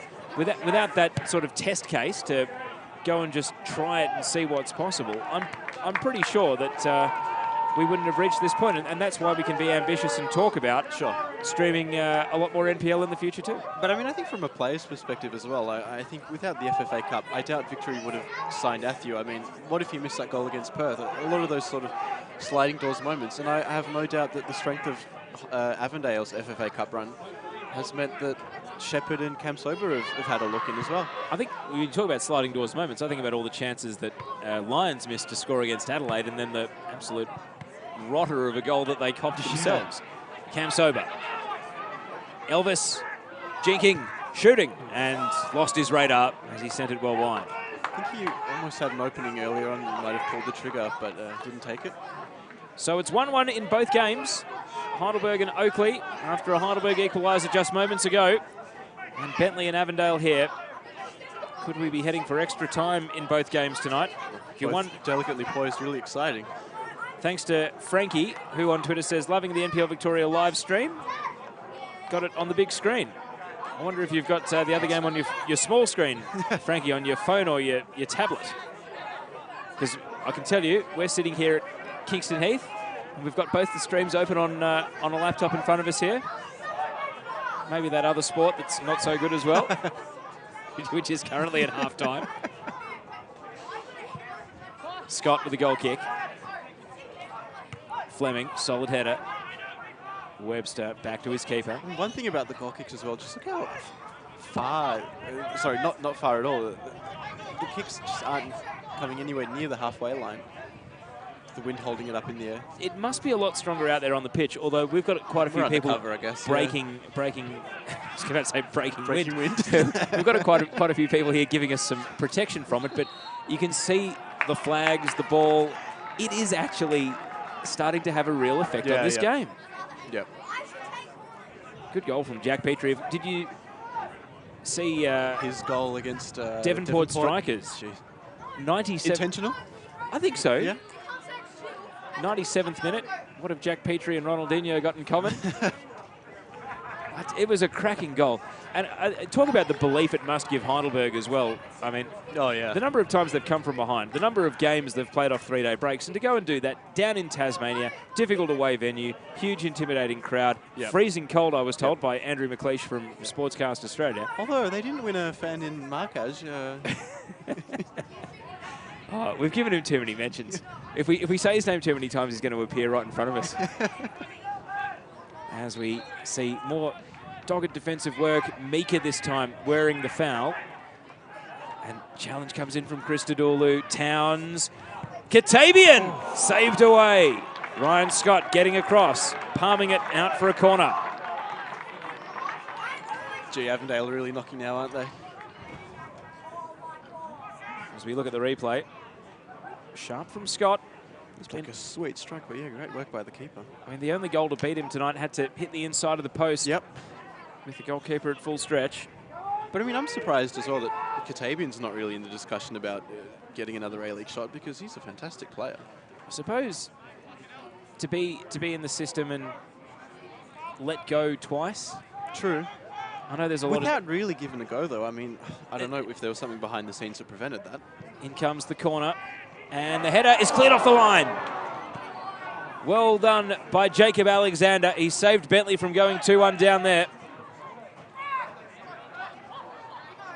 And now Mika trying to break out. Bentleigh counter-attack. They need to break this trend because they are very much under pressure at the moment. Can they score against the run of play? Can they turn this semi-final on its head? Towns back on duty at right back doing the business. And it goes out to the bench of John Anastasiadis watching that ball in. It was Ross Archibald getting up for the header and a good clearance away.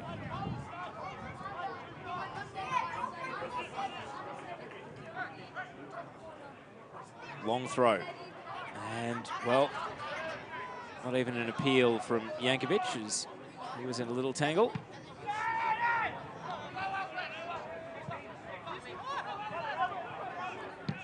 Now, a shank clearance from Scott onto the roof of the club here.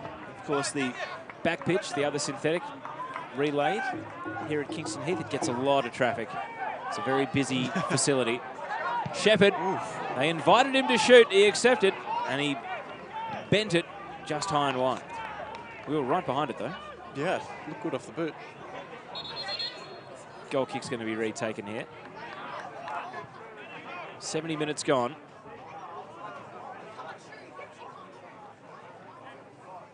I can tell you that with gold medal night on Friday, Mark, top 10 goals of the year has been compiled. Yep. So giving anything away? No, but it's going to have to take something pretty special to interrupt that top 10. Zinni. Avondale just want any sort of goal here. Oh. Cam Sober was totally unmarked. On the back post. The ball never arrived, and now a foul will get Bentleigh out of trouble once again.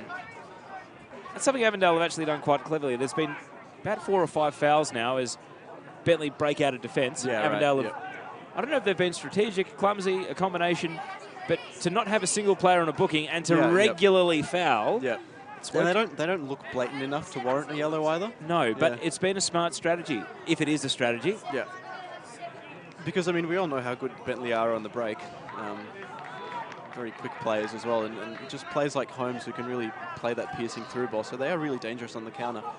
Even if it does seem like they're being pinned back if they're under siege, just that one ball that can unlock their opposition.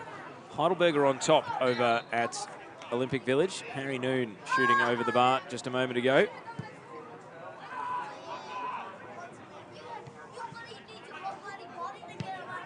Cam Sober hooks it high.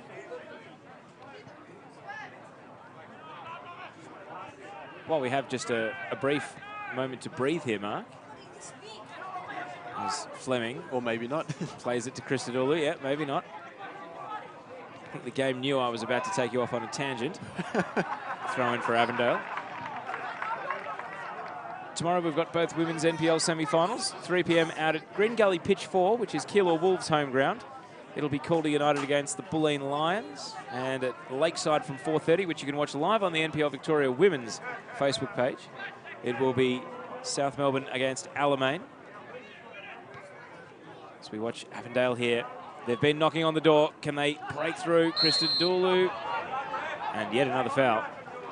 Your tips, Mark? I know you still follow this league from a distance. Calder versus Bulleen, second v third. I mean, hard to look past Calder, but good to see Bulleen back in the top four, I guess. After a few missed finals last year, yeah. And they made finals the year before and got beaten 6-1. Yeah. So we watch Chris Lucas, Bentleigh's goal scorer, headed down for a goal kick. Sub time, and Bentleigh are going to bring on the trump card, James Kelly. They're going to see if he can repeat what he did when these teams met a couple of months ago. Matt Thurtell is the sacrifice. Thoughts on that change, Mark? Okay, interesting. It's hard for me to see where Kelly would slot in now. I assume in the front third. Would you then have Chris Lucas as your central striker? Not a bad shout. We'll wait and see. I think he's pointing to Lucas to go central, so you've got it in one. Kelly over to the right wing. Yeah, right, okay. But, yeah, He just seems to be a real goal threat. I mean, with the ball at his feet and with his heading ability as well. He's just got a heightened level of presence and aggression, which is going to make him difficult to mark.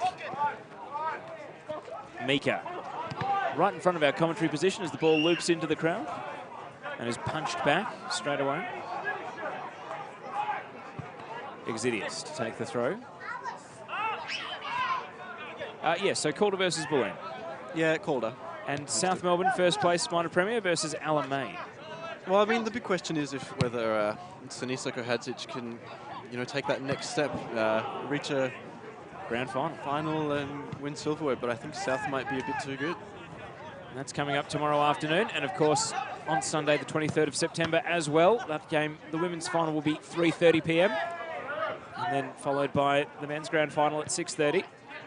We still don't know who's going to be playing in it, as both semi-finals are currently locked 1-1. Over on the right side, Stefan Zinni has offered a bit since coming on. Towns, back to Fleming, the ageless wonder of the NPL. Plays it back to Towns. And it's a late tackle from Lucas. And we have made it quite late in the night. 76th minute without a yellow card produced. 76, geez, time has flown. As they say, Mark, time flies when you're having fun. That's why you're on the microphone next to me tonight. Taf Sensioglu plays it to Shepherd. And sending it out left, Cam Sober. Another jinking run, a teasing cross, and Katavian got the header. But he sent it high over the bar. I think he lost sight of it as the defender was coming in there. Online audience continues to build. Both 220s for the Heidelberg-Oakley game, 230s for this one. Make sure you like, share, leave a comment. Let us know that you're watching the NPL Victoria semi-final. Exidius caught in possession, but it is last touch off Avondale. Higher team on the ladder will be considered the home team for promotional purposes for the final. So if Heidelberg get through, it'll be their name. But if Oakley win through, it'll be one of these two. So I think for kit considerations, I'm just trying to think if it's Avondale versus Oakley. Avondale will get choice of either the blue or the white, but I suspect they'll play in the blue, leaving Oakley to play in the white. Yep. And of course, if it's green versus yellow, it'll be a Doherty Cup final rematch, and then they'll be playing each other in the FFA Cup just 4 days later on the Wednesday. Very familiar with each other. Cup finals. Well, grand final. NPL grand finals. Yeah. Webster getting forward, the centre back, making a go of it, and Tav Sansioglu gets it away. Community Shield as well? Community Shield, correct. Heidelberg winning that one right back in February at the start of the year. Christodulu. Oh, I'd say tensions are rising now. Especially behind us. Mika. And now Holmes. Kelly. And he has his possession taken away by Cam Sober. Cam Sober still going. The counter-attack in full flight. Can Elvis do it all himself? Oh, it's nearly turned in for an own goal. Yankovic got the slide right and just put it out for a goal kick, for a corner kick. He looks small and slight, but his ability on the ball and his turn of pace just burns two players there. Well, that was nearly Avondale's moment, all ignited by one man, and they have a corner, which Katavian will take. Nathan says on the comments, no Pirlo, no party. Well, don't need Pirlo to enjoy this party. Here comes Katavian's corner. Archibald went up, and even though he ended up in the back of the net, the ball didn't. It's another corner. And he may have hurt himself here as he went flying, trying to win that header. Ross Archibald taking some deep breaths. Yeah, he crashed into the post. Riley says put Brodie Taylor on. Of course, Brodie Taylor, a winger on the bench for Bentleigh at the moment. They're getting Dimi Hatzimaradis ready, actually, Bentleigh. Be interesting to see who he replaces. Another corner then for Avondale. Teasing ball. And again, Ryan Scott has to go with the big punch to get it away.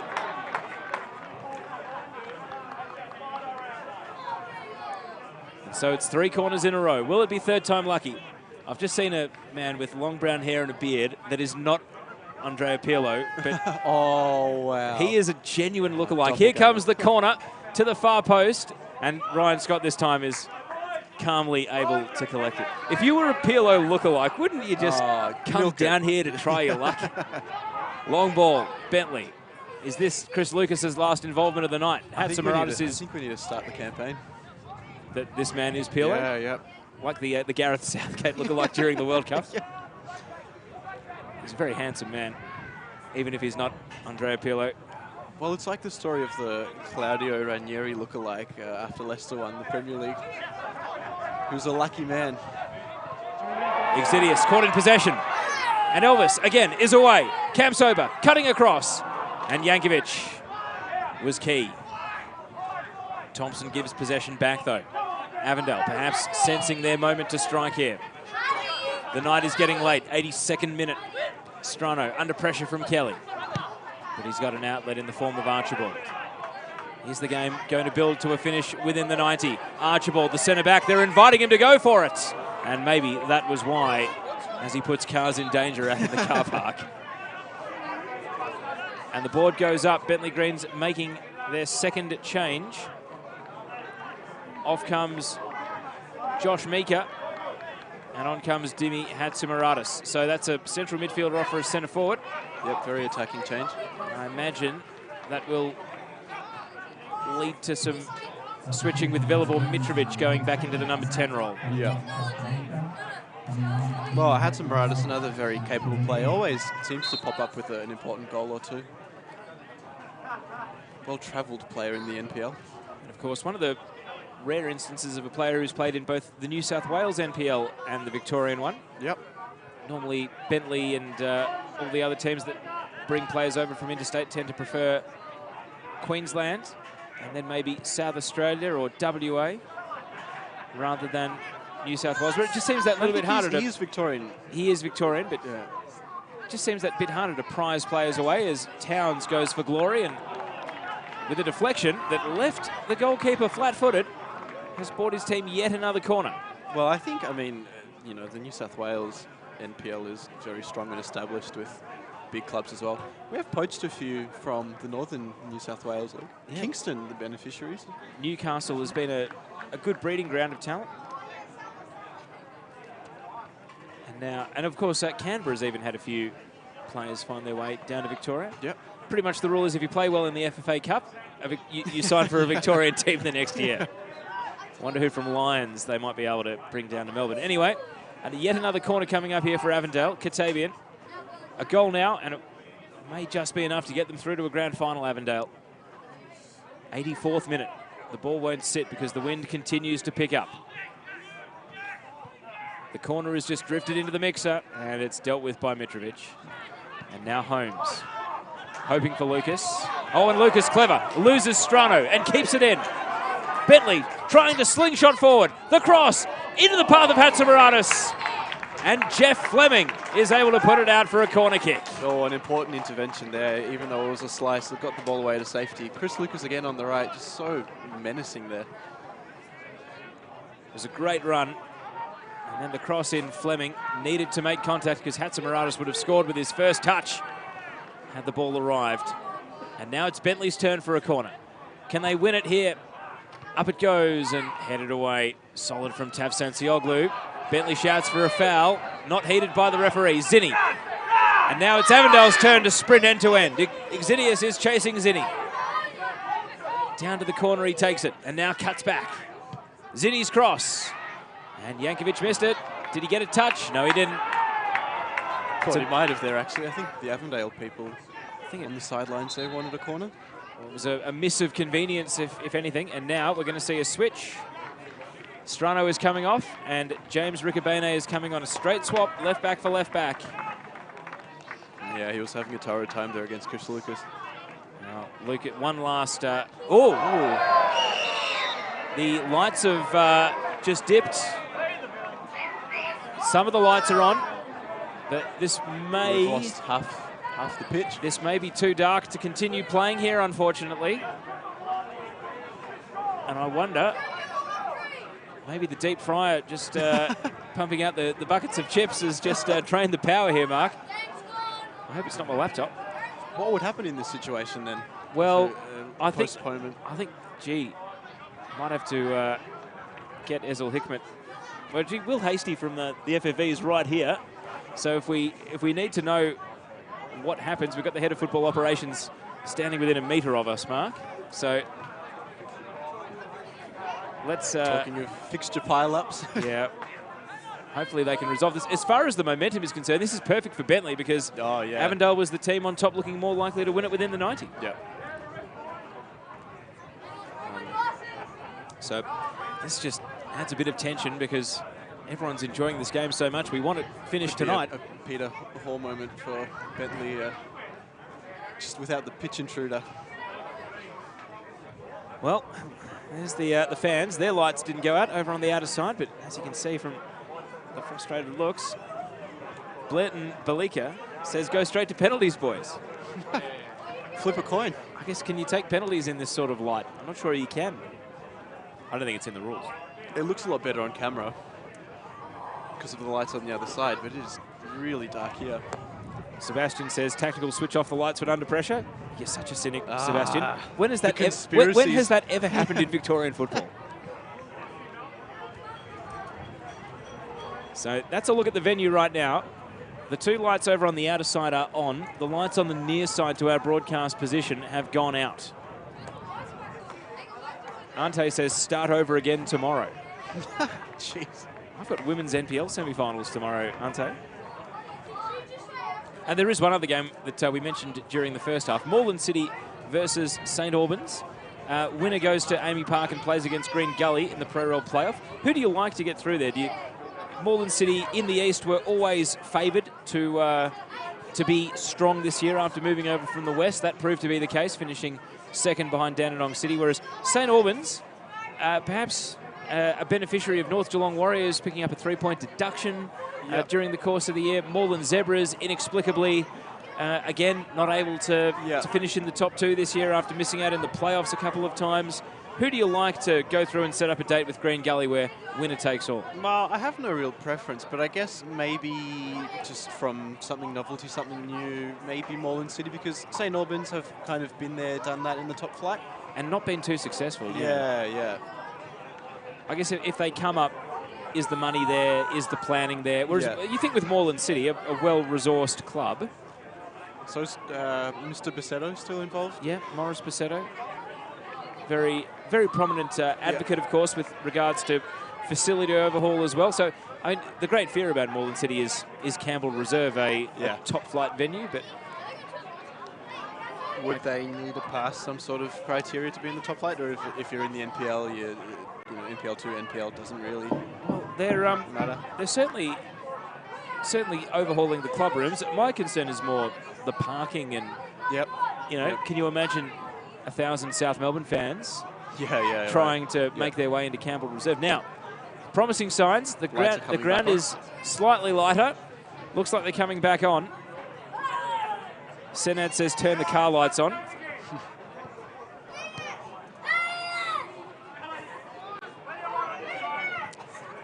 I'm not going to read out all the comments. You can read them for yourself. Check for yourselves. Around the ground. That means that the Around the Grounds game is probably going to finish before ours now, although that is still heading for extra time as the score is 1-1, same as it is right here. They've actually stopped the clock over on the outer side. I haven't stopped my stopwatch, though. We've stopped our clock here on the Sportscast Australia coverage. So we'll wait and see. We'll wait and see exactly what this does. They're going to slowly work their way back out. So does this categorically favour Bentleigh, or do you actually think Avondale can just pick up where they left off?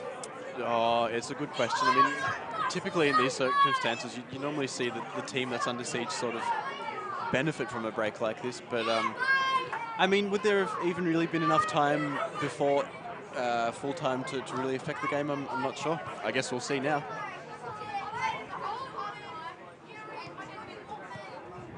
And so as the ground is now just about back at full illumination, of course, there has been a history of electrical mishaps here at Bentleigh. I think a rogue hairdryer may have caused some trouble a couple of years ago. Is that a thing? Is that... Oh, surely yeah, that's just a rumour. No, there was a dressing room fire caused by a rogue hairdryer. So, jeez, doesn't take much. But thankfully, it was quelled and curtailed without any significant, or without any hugely significant damage done. Ante may well have been keeping time on this because he says 6 minutes. I'm just going to check my clock, which is running. By my watch, we are in the 90. Have lost 5 minutes exactly from, or at least from when the scoreboard clock stopped here. So we're just about ready to get back underway as players merge out of their huddles. And, well, whatever break we may have needed for the start of extra time, we can just about scratch because I think they'll pretty much put the ball down and kick straight back off. Where was the ball when the lights went out? I think they're debating that right now. No, were they making a sub at that moment? Well, the sub that did go through most recently was Strano off and Ricabene on. Yeah, good. Yeah, he was good just shout. coming on, yeah. There we go. So, credit to everyone at the Bentleigh Greens for getting the venue back in working order. Mick says the lights went out in the 82nd minute. So, there you go. We're back underway after a very observant delay of about 10 followers. minutes. And Avondale are back in possession, trying to resume where they left off. Towns on the run. Shepherd. Katabian has space, takes a touch, out to Zinni. Zinni's cross, cleared away. He'll get a second go at it though. Plays it back to Fleming. And Avondale will slow things down and be patient. Archibald. Down to the byline. And it's gone out for a corner. Yankovic did his best to try and avoid conceding one, but the pressure stays right on Bentleigh here. Well, I think you can comfortably say that the break in proceedings certainly didn't put Avondale off. They've sort of picked up where they left off.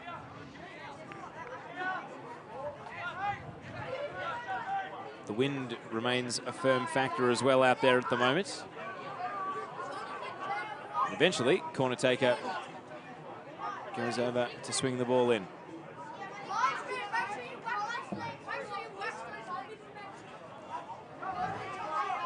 Is this Avondale's moment? Tumbling to the near post and Kelly gets it away on the half volley. Ricabene trying to chase it down. Avondale back on the attack straight away. Ricabene.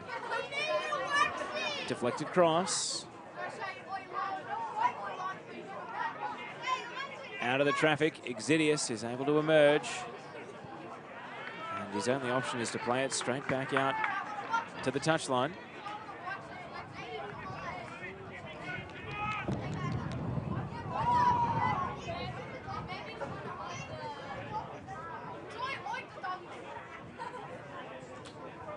Throw in from Towns. Headed by Yankovic. Oh, handball from Towns. Oh, referees let it slide. Well, if they score it from this chain of play, that will be contentious. Tavsancioglu guarantees that won't happen. Sails it out for a goal kick. Still 1-1 in the last minute of regulation over at Olympic Village too. So that game looks like it could be heading for extra time unless there is a late winner. Heidelberg coming back from 1-0 down. We have a goal kick here. Ryan Scott taking them into a firm wind at the moment. Kelly sets himself, wins the header. Holmes, through ball. Lucas coming from deep, and Oldfield out of his line, got it away. It was all or nothing there from Chris Oldfield. And that is the threat that Bentleigh posed. I mean, that ball from Holmes almost played him through. Holmes, and now Kelly, off and sprinting. Tavsancioglu in pursuit. And his cross misses Hatzimaradis. And now Rikabene. Christodoulou with a little step over that took Exidius out of the equation. Cam Sober still full of running at the end of the night. Attracting defenders, Elvis. And now his cross. Can't find a teammate. Harmlessly out in the end. 3 minutes of additional time over at Olympic Village. How fantastic. Still don't know who's going through. Both games, 1-1. Fantastic drama. It's been a really good night of football. These two semi-finals concurrently. A date at Amy Park awaits. Grand final finally going back there after, I think, 8 years. First time since the NPL establishment.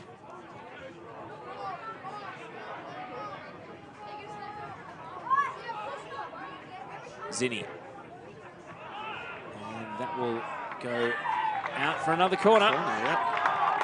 It's just about double figures in this second half. They have been really frequent. Similar story to the first half, just reversed. I mean, Bentleigh Greens had plenty of corners as well. Couldn't really take advantage of them, but neither of Avondale here.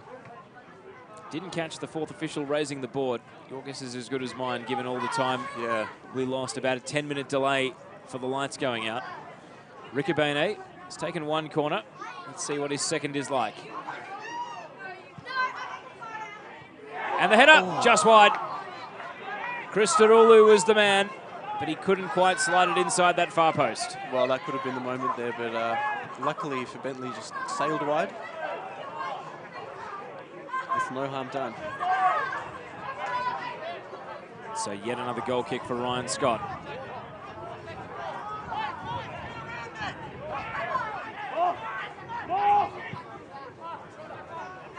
Brett says Greens need more balls to Holmes. He's making things happen. Well, it was his assist that led to the only goal for Bentleigh tonight. Dangerous goal kick. Taylor. Wise move there might have just been to step into the penalty area and force a retake. Anyway, Thompson, I should say, not Taylor, as possession is given away. Tomislav, eagle-eyed, says 9 minutes were added on. Thank you, Tommy. Cam Sober.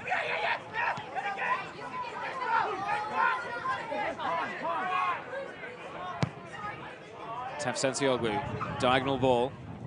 Towns, nodding it into the path of Shepherd, and he's just dispossessed effectively by Alexander. And now Tyson Holmes, knocked over, advantage. Hatzimaradis knows he's got Kelly on the right side. Can Kelly find space for a cross though? Rikabene guarding him. Kelly trying to get some room. It is a promising ball, but too much on it in the end. Over the head of Lucas. And his hook back into the area is dealt with by Archibald. Well, you were talking about Avondale with a few smart fouls there. Perfect instance of that there with Holmes being taken out of the equation after he made that pass. And again, we still haven't had a booking in this game tonight. Webster. Given away. Cam Sober. Katavian. Looking for Elvis. He managed to get to the ball, but it ran away. He did well to get there before Ryan Scott. Before the keeper. I think maybe the wind might have just carried it a bit. And it's extra time at Olympic Village. 1-1 after the 90. So Heidelberg's hopes of going to the grand final. Oakley's hopes of ending their drought for a championship. We're 30 more minutes away from working out exactly who's going to Amy Park out of those two. Attempted through ball here. Archibald clears it from Lucas. Yankovic with a big header.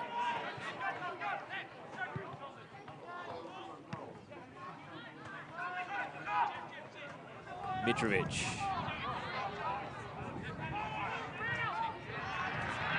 Online audience is exploding here at the end of the 90 minutes. Like, share, comment, let people know you're watching NPL Victoria semi-finals. Got both games on the NPL Victoria page tonight, thanks to HUFC TV, going live from Olympic Village at the other venue. Kelly looking for Lucas. Hatzimaratis is in the middle. Oh, waved away. Tafsan Tioglu. Heart and mouth moment for the Avondale team. And the referee wasn't interested in paying the penalty. No, he was very quick to wave it away. I think maybe just sheer strength one out there.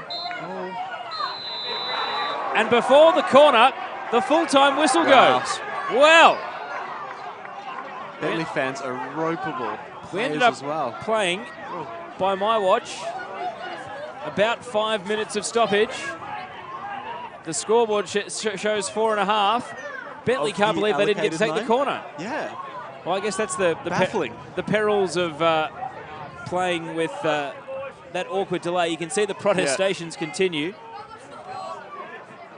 Bentley need to put that shout out of their minds. It's been a very well refereed game from Jack Morgan tonight, albeit a bit on the lenient side. Certainly, but I don't think there's been anything too contentious. No. In terms apart from those latter stages.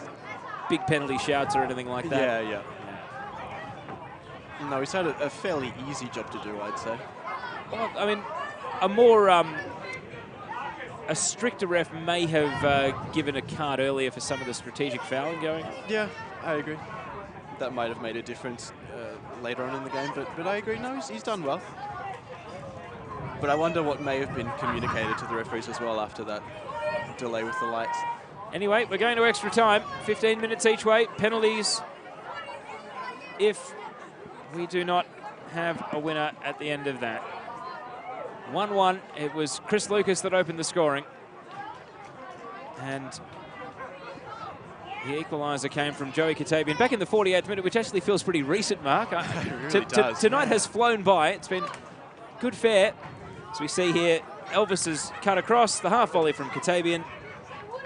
And then some of the other highlights, Ryan Scott's had plenty to do. Well, actually, it was one of the few finishes that weren't directly at Scott as well. Okay, interesting. Tommy says the board for the amount of time remaining went up when they restarted. So it was 9 minutes to go when they restarted play. That makes a lot more sense. Thank you, Tommy. And I'm not the greatest mathematician. So extra time is about to start over at Olympic Village. Both these games are going on the NPL Victoria page. The lights did go out, so hopefully they've got an extra half an hour in them.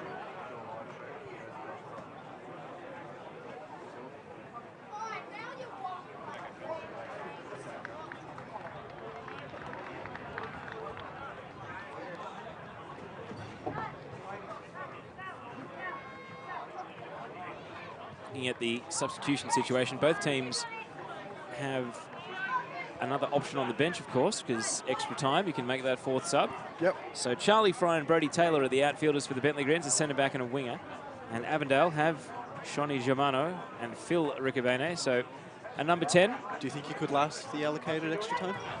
Well, I mean, do they bring him on just to take a penalty? He's actually Oh, jogging past us now after going into the rooms to tend to something. But I suppose whatever minutes he may have in his legs, they might roll the dice now that they know they've got a finite amount of time here to get to the finish line.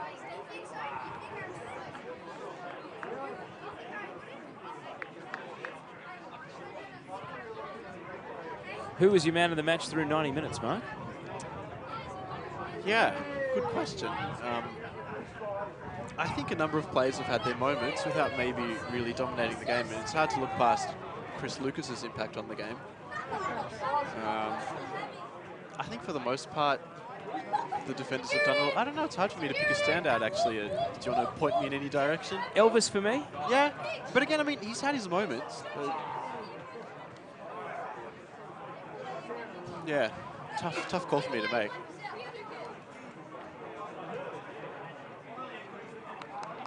So ready to get extra time started. Extra time in both semi-finals tonight. It's been a fantastic Friday in NPL Victoria. And we are no closer to working out who will be in the grand final.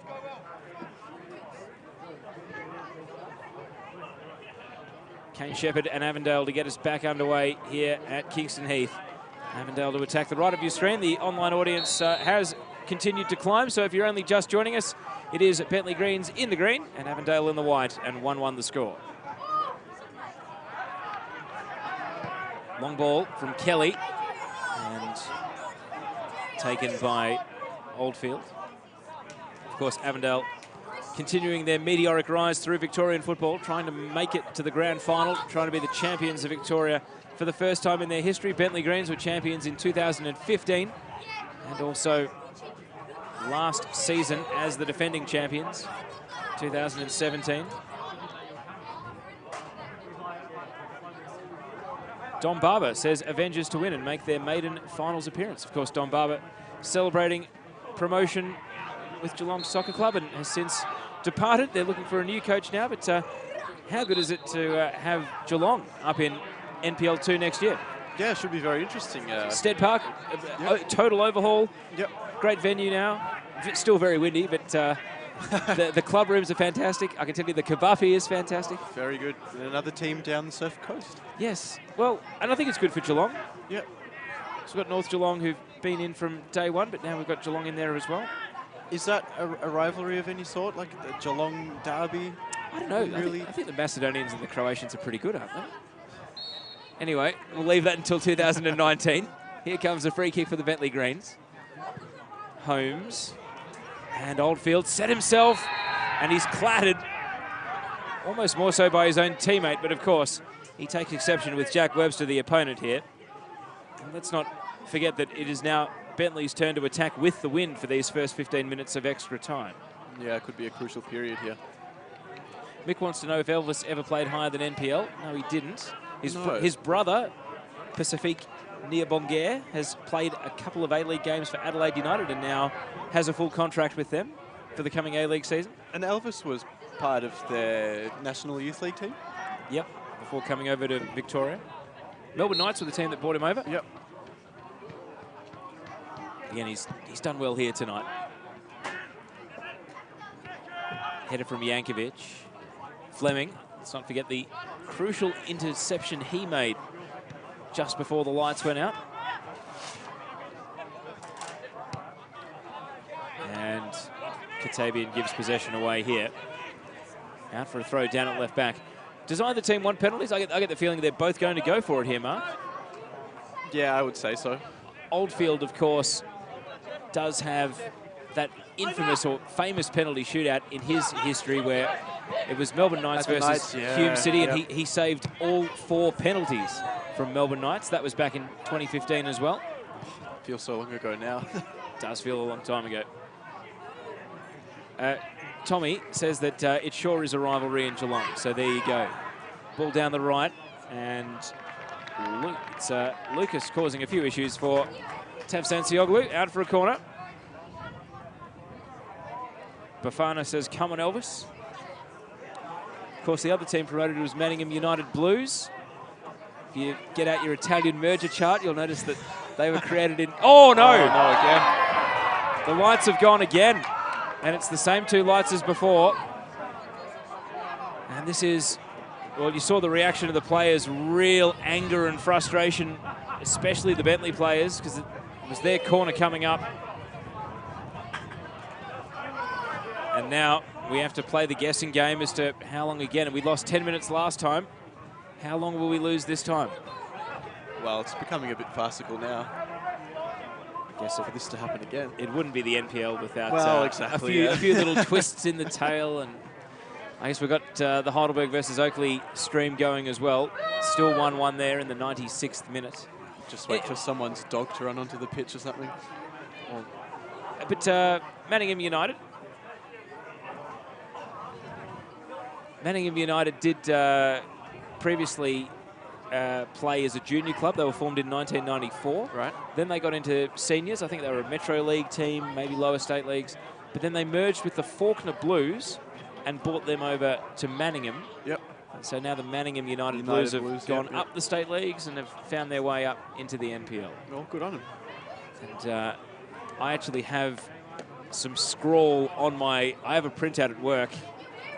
Won't say where I work. I have a printout at work of the Italian merger and demerger chart. Yes, I got it on a big A3. You can't print it on an A4. It's illegible on an A4. I've got it on a big A3, and I've actually traced. There is a Manningham United junior that works with me. Yep. Stephen Privatera, who I think is watching the stream at the moment. Or if he's not, he should probably make a quick escape. But he was a junior there, told me about how he was there in 1994. And they're coming into the NPL as well. And I suppose you got Bulleen Lions who get relegated and Manningham United get promoted.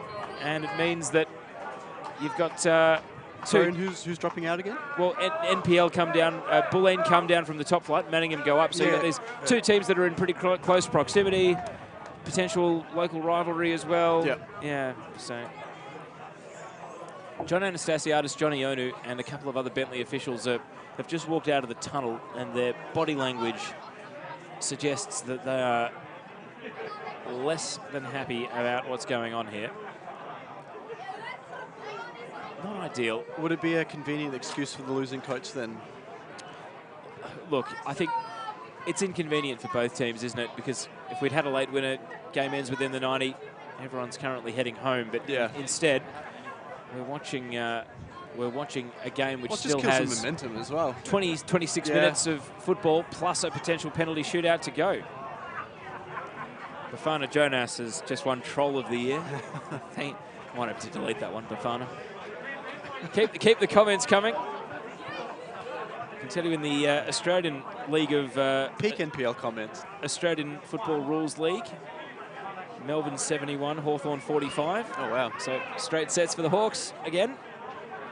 It's all right. And over at Olympic Village, they are 9 minutes into extra time. Heidelberg appear, from the occasional glance that I've taken at the stream from that venue, to have been the more dominant team. Yeah, I've seen a few missed chances that they've had.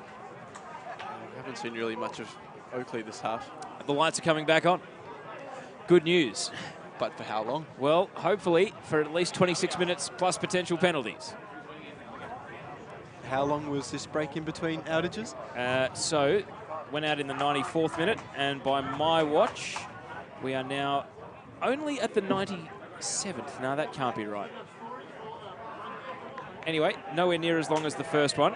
So, relief, primarily relief, because we can get this game back underway.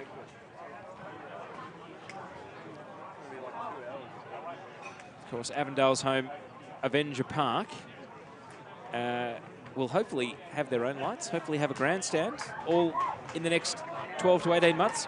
Exciting time for the club. I mean, they've made great strides with their facilities.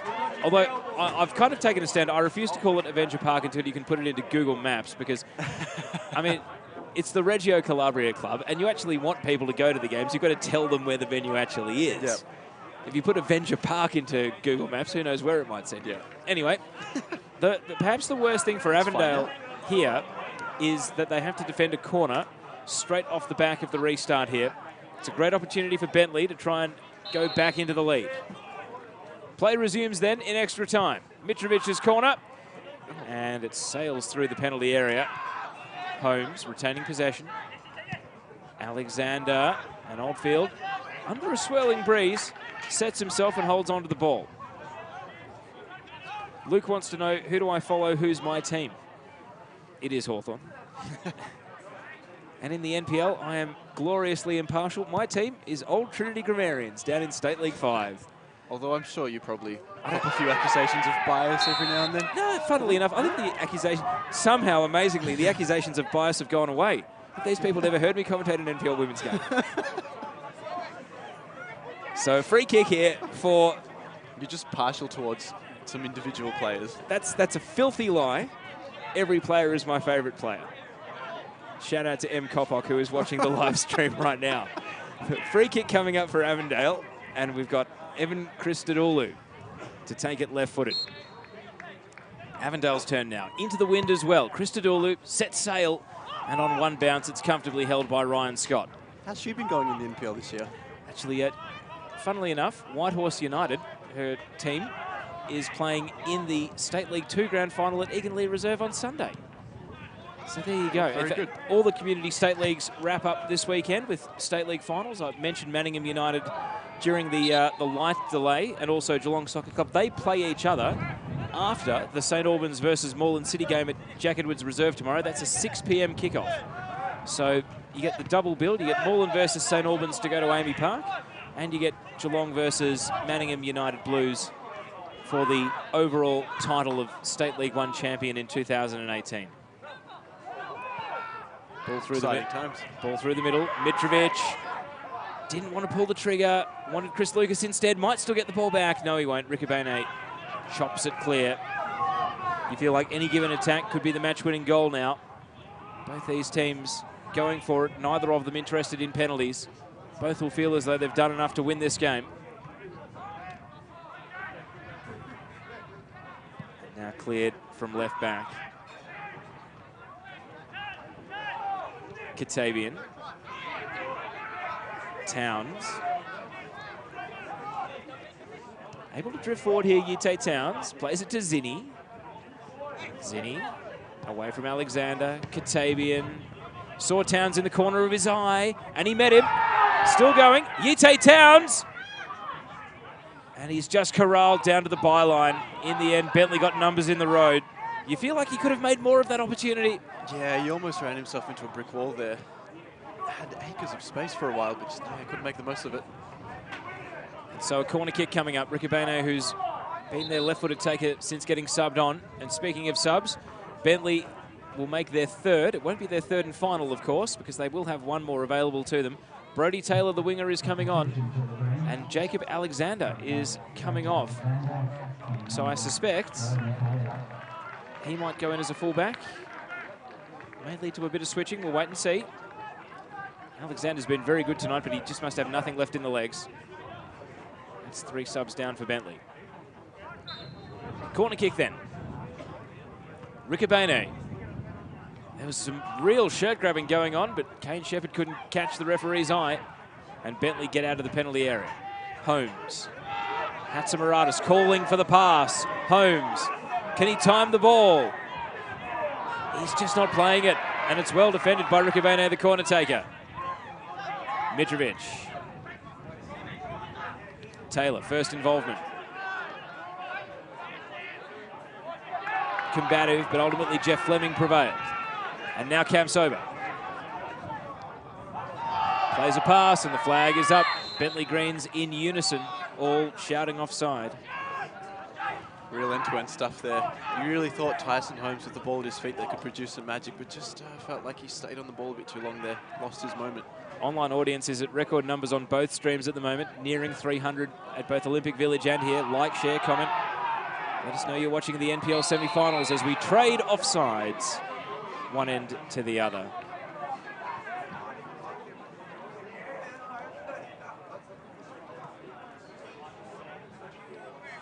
Still plenty of time before half-time and extra time here. Over at Olympic Village, it is pretty much on 105 minutes. So they're about to do the switch of ends. Dusan Bosniak's penalty cancelled out by Jack Petrie's well-placed curving shot from the top of the box. 1-1 in both games. Ricobene. Cam Sober was coming back from an offside position.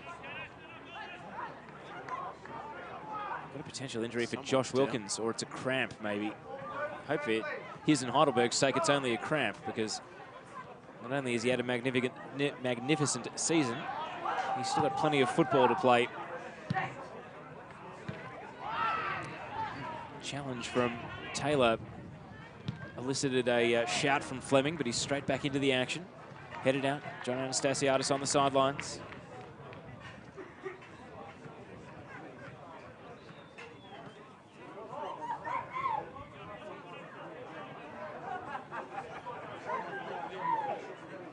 Booted away by Webster. And now Taylor. Quick 1-2 over on the right side of defence, and they're going to emerge Bentleigh Greens. Lucas. And his pass gives it away. Christodoulou. Back to Ricobene, getting forward the sub. Cuts it into Cam Sober. And then a good challenge to take the ball off his feet by Webster.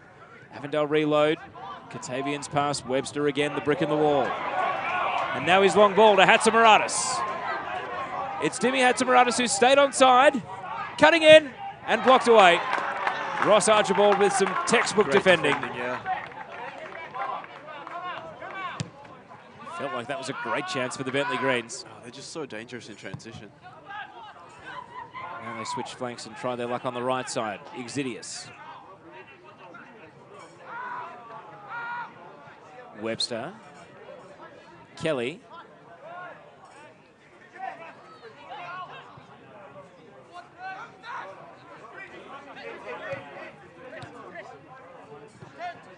Oh, and Lucas misses Holmes. Katavian, early ball. Shepherd off and running. And he's onside. Can Shepherd wheel around onto his left and fire from the tight angle? He wants to lay it off. And Katavian has it batted away. No power behind the shot. And Ryan Scott said, get that out of here. Well, that was the moment. Great stop, but yeah, shot was a bit tame. On his left, I think, as well. Just hit it totally wrong. Ryan Scott swatted it emphatically away. Perhaps wasn't accounting for the lack of power the shot was going to be hit by there. Yeah, certainly. So both teams with gilt-edged opportunities, if anything. Hatzimaradis at one end, blocked by Archibald, and denied by the Ryan Scott save at the other. Gee, it's impossible to pick who's going to win it from here. Both very capable of doing so. Well, I know that some people say it's the dreaded penalty shootout, but after such an even contest, maybe it's the fairest way to decide this one. Of course, if one team or the other is good enough to score a goal and take the win, let's watch it unfold. Exidius. Battling Cam Sober. Ricobene makes it a 2-on-1. I think it's fair to say whoever goes on to lose this game will feel very stiff, because both teams have put in a great effort. Jan says the shot was like the lights. They lacked power. Thank you, Jan. Don't jinx it, Jan. Holmes. And now Yankovic. Oh, he had Lucas going for him on the left touchline. Decides to cut central instead. And the step over from Hatzimaradis. Mitrovic. Still Mitrovic. Doesn't want to take the shot. Out to Lucas. And now cutting it back. Hatzimaradis denied and cleared away. Ricobene down in the teeth of goal. Bentleigh stay on the attack. The header from Kelly. And Ricobene once more is able to repel. And then Cam Sober gets it away. End-to-end stuff at the moment. Kelly. And it's knocked clear. Gee, Bentleigh really poking and prodding there. Just couldn't find the back of the net. Desperate defending. So Avondale with a chance to consolidate. Almost half-time and extra time. We've got 1 minute until the 1:05. Sorry, give us the update, Mark. No, I didn't see who missed, but it might have been Zara, I think. Or are they just showing old highlights? I think it's half-time and extra time there. Yeah, so right. Mitrovic has been reticent to shoot tonight. He's always looked for the pass, Mitrovic. And now pile up of bodies. Cam Sober against Exidius, who's back in. Tenacious from Exidius. And then not to be denied, Katavian went and had his two, Bob. and wins the ball back for Avondale. Bodies flying, and Katabian finally draws the first yellow card of the night from Jack Morgan for that chop in midfield. Well, there were a few bodies flying around there in that exchange. He almost committed a slide tackle while he still had possession of the ball there. It's really odd, knocking over Brody Taylor. So Katabian gets himself a yellow.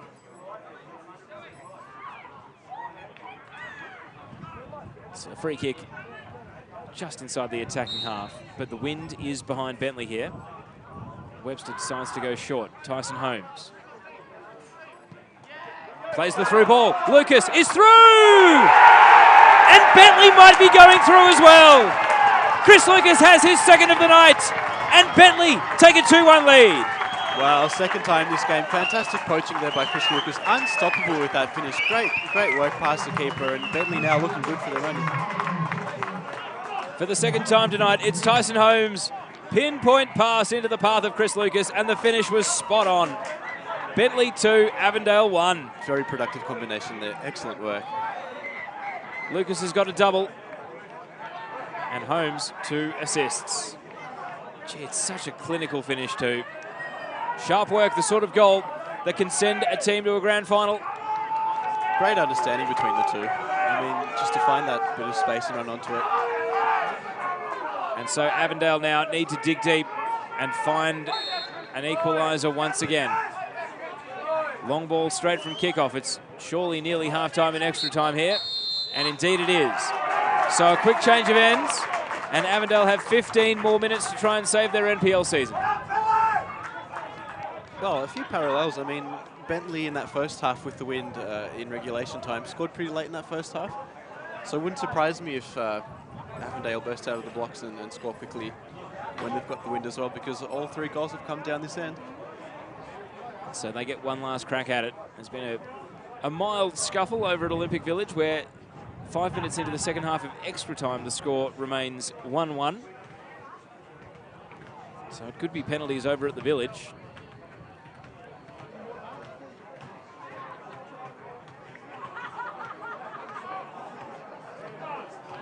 Looking at the benches, Avondale still have Jonathan Germano and Phil Riccobene. Surely, Mark, if Germano had any minutes in his legs tonight, yeah, he would be subbed on. That would be the moment, yep, certainly. They need to go for broke. Mate, we did suspect he'd take a penalty if we got there, but as of right now, we are not getting there. So Avondale have got to be brave and take that risk.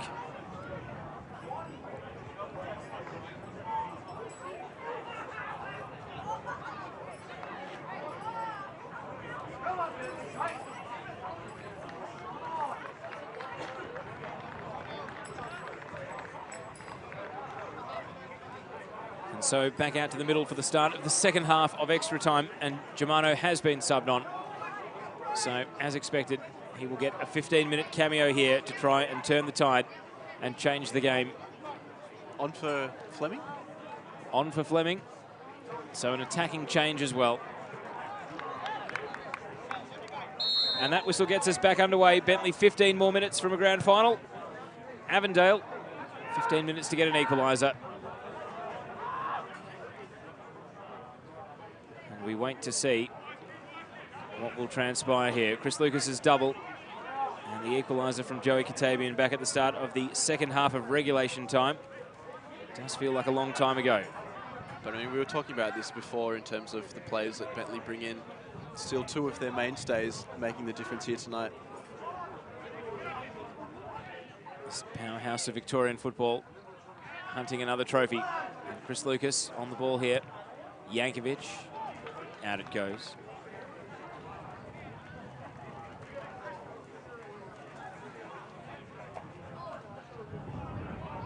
Hatzimaratis.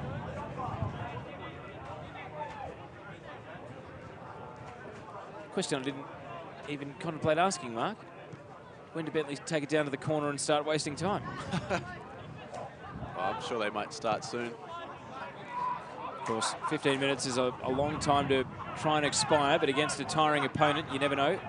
Bentleigh, of course, defending against the wind, and Shepherd to Cam Sober. Avondale looking for the quick reply. Cam Sober and Shepherd. Oh. Great save. Great save. Ryan Scott comes to Bentleigh's rescue. Absolutely belted it. That might just be the difference, because we saw that in the second half in regulation time when Cam Sober burst through the blocks and put in that cross for Katavian to score, but this time it was Ryan Scott who denied Shepherd. Again, it was almost straight at him, but still with the force and at the distance it was hit. Yeah. Scott had to commit. Good reflexes. Offside flag is up here against Hatzimaratis. Ball didn't stop rolling. And Jack Morgan all over it as Tafsansioglu booted it away.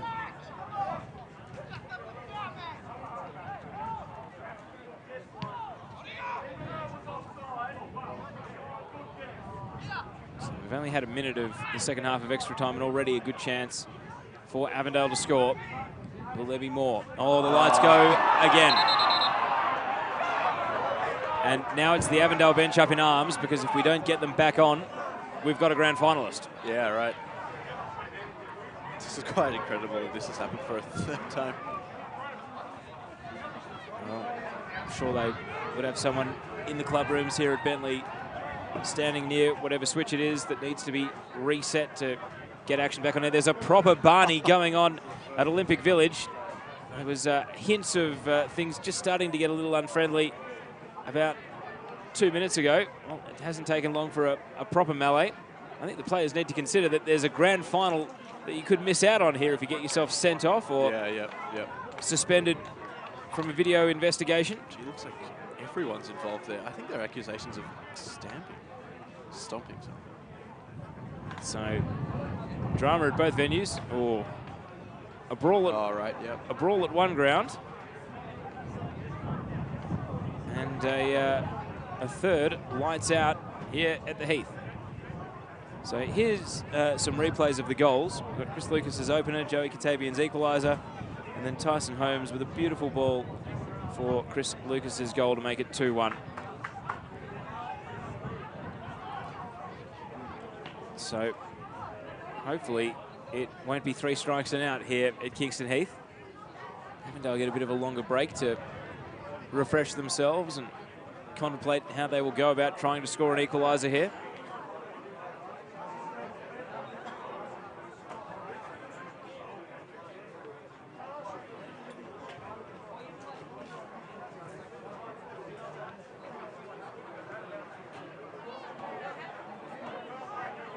Conversations continue in earnest between players, referees, officials. James Exidius has taken the opportunity to get a massage on his calves. Physio working overtime on him. I think there's been a red card at Olympic Village.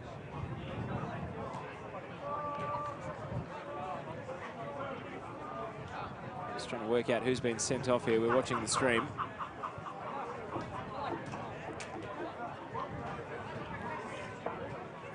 It's a pretty bad tackle to upset Oakley, and then there was instant retribution, which caused the brawl to break out.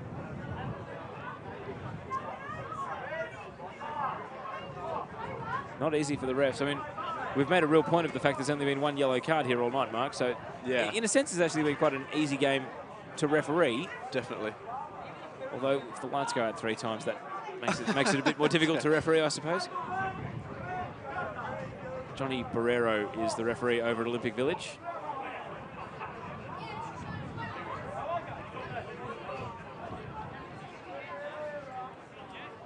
I know it isn't riveting to watch a ground with the lights out and us talking about a different web stream, but that's currently what we're doing.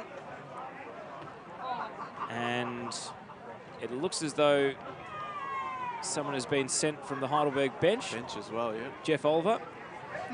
No, it's Lewis Petrensis. So he gets it, one of the assistant coaches. So he gets his marching orders. Means that if Heidelberg make the grand final, he'll be watching in the stands at Amy Park. Lights have been reignited again. Good news. It's a shame because the game's been an excellent spectacle up to this point. It really has. Now, I'm still none the wiser as to who got sent off at Heidelberg here.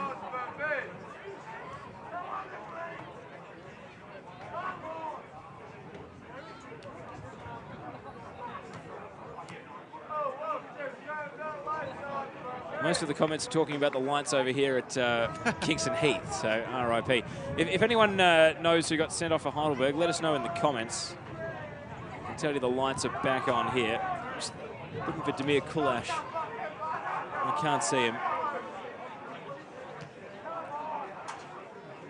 Lewis Hall, thank you to Nick Ciaris, FFE board member, who has sent that news through. So if Heidelberg make the grand final, Lewis Hall will not be there, unfortunately for him.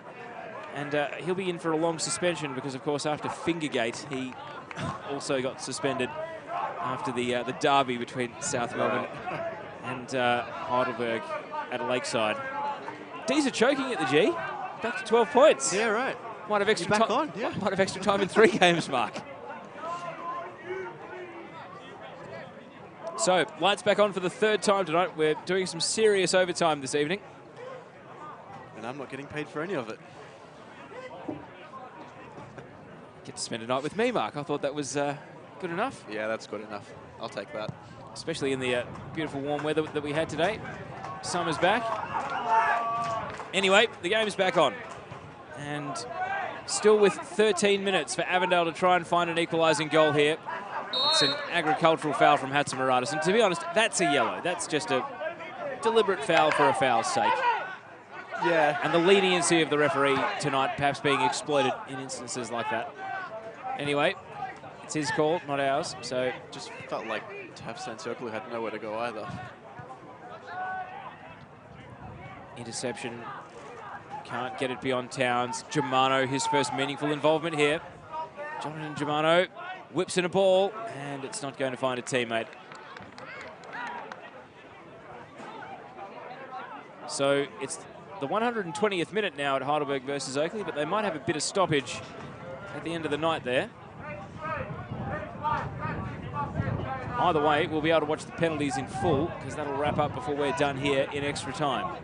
Having lost, on aggregate, Mark, would you say 18, 20 minutes to the outages? Maybe a bit less? Oh, yeah, definitely. Feels like it for sure. No one's gone home. Decent crowd here for two teams with smaller supporter bases. I guess one thing it does do, though, is both teams will have fresher legs than what they might have with the extra breaks. True, although it also means players could be more prone to Yeah, that's true, yeah. cramp up and Yeah. the emotional letdown as well. Yep. Holmes, he certainly hasn't slowed down. Bentleigh want a third. They want to put this one out of sight. Kelly.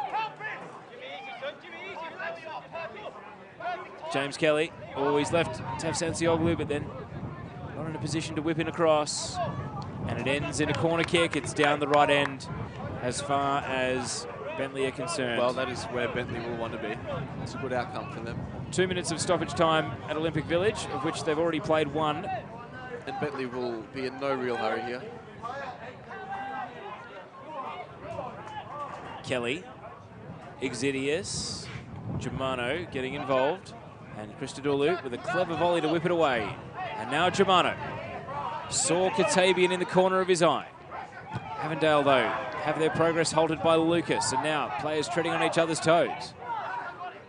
Archibald, you can see the desperation in Avondale. Real season on the line field, which it is. Kamsoba. And now Towns on the overlap over the head of Zinni, but Ricobene will follow in. And he's caught in possession by a good challenge from Kelly. And it's out for a Bentleigh throw. Oakley Cannons have changed goalkeepers for the penalty shootout. John Honos taken off. D's have kicked 2 goals, so no more updates from the Australian Football League of Football then.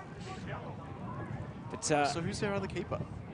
I'm thinking it's just racking my brain. Keegan Coulter. All right. Wow, that is Chris Taylor trolling south to the max. After Keegan Coulter, of course, filled in for Alistair Bray after Bray suffered an ACL tear in the first round of the season, and then Coulter played for South and then left during the transfer window when Nikola Draganovic came back. Wow, well, maybe Keegan's a great penalty stopper. I think he's taller. He would be, wouldn't he? Ricobene, and cleared away. And now Exidius clears it down the line. Tafsansioglu. Who was it during the World Cup? Van Hull? Yep, Demir Kulash all over it. Tim Krul coming on against Costa Rica in the World Cup. Thank you, Demir. Got the ball on the right side for Avondale. Still trying to find the level up. And now Zinni, no power behind the shot. Bentleigh, rear guard effort here. Avondale trying to pile forward. They've got the wind at their backs. It's affecting clearances. It's affecting everything. Penalties in one semi. Extra time continues here. Holmes spinning away from Germano. It's been here. Oh, the look away pass. Just for good measure. And now Mitrovic. Kelly, free as a bird. Could kill it here. To put Bentleigh into the grand final. Kelly, the cut across. Hat-trick for Lucas! And Bentleigh Greens are heading for the grand final now. Chris Lucas, once, twice, 3 times. And Bentleigh Greens will go to the grand final yet again. Just incisive, clinical, and a fantastic man of the match performance here from Lucas. Another fantastic finish. Can't stop him from now. You can't miss him with the peroxide blonde hair. And after 2 pinpoint finishes, that one had a far lower degree of difficulty, just stroking it into the back of the net. And the outpouring of emotion right in front of the Bentleigh bench. John Anastasiadis has done it again. And Bentleigh Greens, well, we don't know who they're going to be playing, but if they can hold out here for the remaining minutes without conceding 2 goals, they will go to a grand final. And that really is the beauty of Bentleigh Greens. I mean, they can pass you off the park, but also that transitional ball. They're so good at getting in behind and killing a team that way as well. It was Holmes's look-away pass in the build-up as well. Actually, he might be my man of the match. He's Lucas has had the exceptional finishes, but it's been his playmaking that's opened up Avondale as well. When you do something like that, you just want it to end up in the back of the net. Certainly. Superb. And it means... just to add to the narrative as well, I think it was Exidius who gave a bit of a wave to the Avondale supporters. Yeah, running up from right back. Had obviously had a few in his ear. Yeah, definitely. And, was quick to let them know that the score is now 3-1.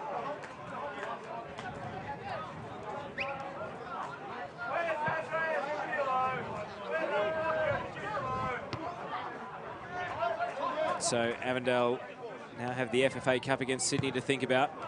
I suppose it's worth remembering that after Apia Leichhardt knocked out Melbourne Victory, as we stay with Katavian here, if they score now, it's game back on. Germano flung himself and wasn't able to affect the passage of play. It is worth remembering that Apia, even though they knocked out Melbourne Victory, still got beaten quite convincingly 3-1 by Sydney Olympic in the NPL New South Wales Grand Final at the weekend. So I guess what it says is that NPL is very good, but NPL form is also no indicator of what might happen in the Cup. Oh, look, there's plenty of quality around. And I mean, I guess a lot of those sort of games as well just depends on which team is just on their day. But yeah, no shortage of talent in these leagues. Coin flip for the penalty shootout at Olympic Village.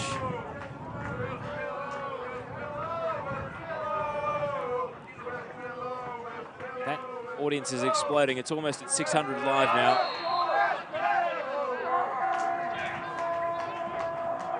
So, call it, Mark. Oakley or Heidelberg? Who's going to win the shootout? Wow. Heidelberg, I think they've had a pretty good record in penalties. Will Chris Theodoridis end up taking one? Well, will he end up going with the extreme head games again?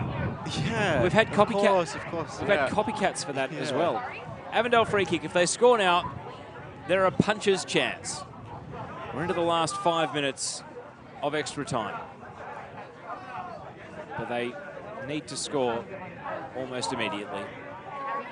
We wait on Katavian's free kick.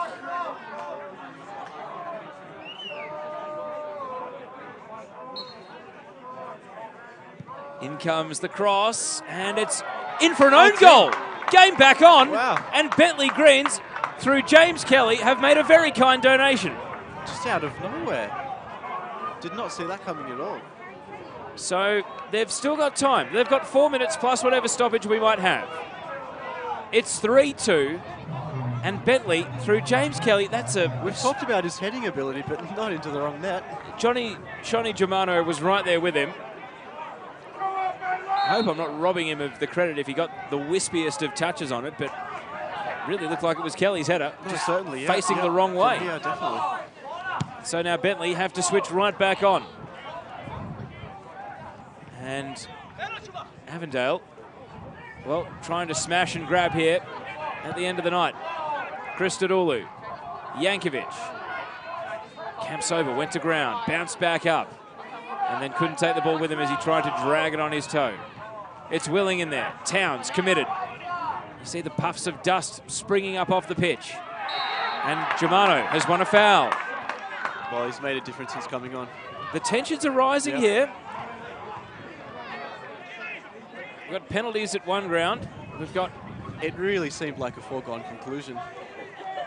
There was enough time, but you really thought the way Bentleigh had defended since conceding the equaliser that they were going to hold out here. But, well, a bit of a defensive mistake is all it takes to leave the door open. And another set piece in a similar position. So now, Avondale trying to create some panic. Christodoulou's free kick. Don't tell me! It's another own goal! It's another own goal! You have got to be joking! It's 3-3, and Avondale have come from nowhere to level this one up. I've never seen anything like it. This is ridiculous. Scenes you would not believe unless you witnessed them with your own two eyes. Somehow it is 3-3. Somehow there is enough time, would you believe, for Avondale to try and win this without the need for penalties. Monumental. We've seen Chris Lucas with a hat-trick. We've seen a hat-trick of light outages, and now we've seen a brace of own goals in the last few minutes.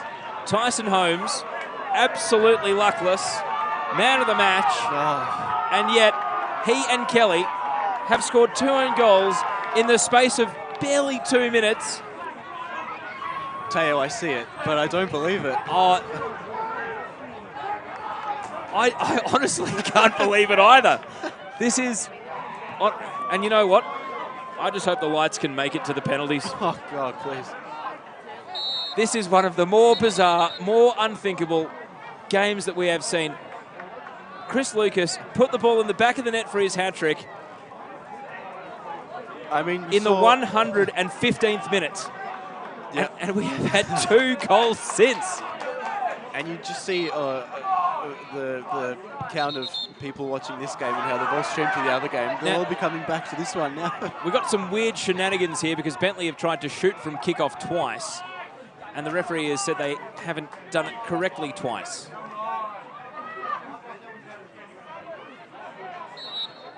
Kickoff taken. They do end up hooking the ball from kickoff. Towns. It was his challenge that won the ball back for Avondale to start the chain that won the free kick. And now for the ultimate smash and grab. Can they win it at the end of the night? Zinni goes to ground. Free kick! Free kick in Jonathan Germano territory. And a yellow card to come with it. This is incredible. What is going on? If they score here, Pirlo is getting on the plane. Because I'm willing to believe anything. You'd think he'd try go direct from here, though. Germano. Just look for a Bentleigh player. If it's a hat-trick of own goals, then, well, it'd be unseen. It'd be unique in football, I imagine. Heidelberg, in the meantime, who would have thought a penalty shootout would be the less dramatic of the 2 games? Oakley need to score, otherwise Heidelberg are through to the grand final. They're down 4-2 in the shootout. This is it. For 3 goals in a handful of minutes. Germano! He's done it! He's done it! Avondale have won it! They were gone! They were gone for all money! 3-1 down in the 115th minute! And yet somehow, impossibly, it is 4-3. Andrea Pirlo, if you are watching, get on the damn plane, come to Melbourne. There is no better team in the world to play for. What the hell just happened? I was ready to go home. It was 3-1 just a few moments ago. I cannot believe it's 4-3 now. Germano. They kept him on ice until the second half of extra time. And they introduced him at the perfect time. He won the free kick for 3-3. He scored the free kick for 4-3. Oh, you've got to say, this is cruel on Bentleigh, though. This is the ultimate heartbreak for the Bentleigh Greens. This is the perfect advertisement for the NPL. Look at the Avondale fans. They can't believe it. This is the making of a club. Heidelberg won the penalty shootout, by the way. Can tell you right now, the penalty shootout ranks a distant second in the drama stakes. 3 goals in a handful of minutes. 2 of them own goals. Kick-off. And Bentleigh, who might have been thinking about penalties, are now contemplating Mad Monday. I mean, could you imagine the people who turned away from this game at 3-1 thinking this was done? Long ball. Is there a twist in the tail? Archibald's header. And Christodoulou, a fresh air swing. It keeps Bentleigh alive, but Germano is able to bomb it clear. And it catches the wind, which has been so important, Mark. All 7 goals in this game. Scored, except bar one. 6 of the 7. Yep. Scored, that's why you're here. That's why you're on the big dollars. 6 of the 7 scored to that end. Jack Morgan watching play unfold. I mean, my watch has had this second half of extra time going for 22 minutes, but that's because... Well, I mean, it's a pertinent point about the win, because I thought when Chris Lucas scored that third against the wind, against the run of play, really, that was it. Comments have just exploded. And now we've got a player down, and Jack Morgan points at his watch. It has to be one of the most bizarre games of football I've ever seen. You wouldn't believe it if you weren't here, and that's the magic of live streaming, because as you said, the online audience is exploding back up again because so many would have tuned out at 3-1, and now they're coming back saying, hang on a minute, did this go to penalties? Is that the reason why the score is 4-3? No, Avondale scored 3 goals in the blink of an eye. In just remarkable circumstances as well. And so now we're ready to get back underway. What a cameo off the bench, though. But, I mean, he is a quality player. We know what he can do. So now, with the ball down in the corner, Avondale seconds away from a grand final that, to be fair, not one person in this ground thought they would make until James Kelly put it through his own net. It's over! If you didn't watch it, you wouldn't believe it, but Avondale are in the grand final. Somehow, impossibly, they are in the grand final, and they will play Heidelberg at Amy Park for the NPL Victoria Trophy.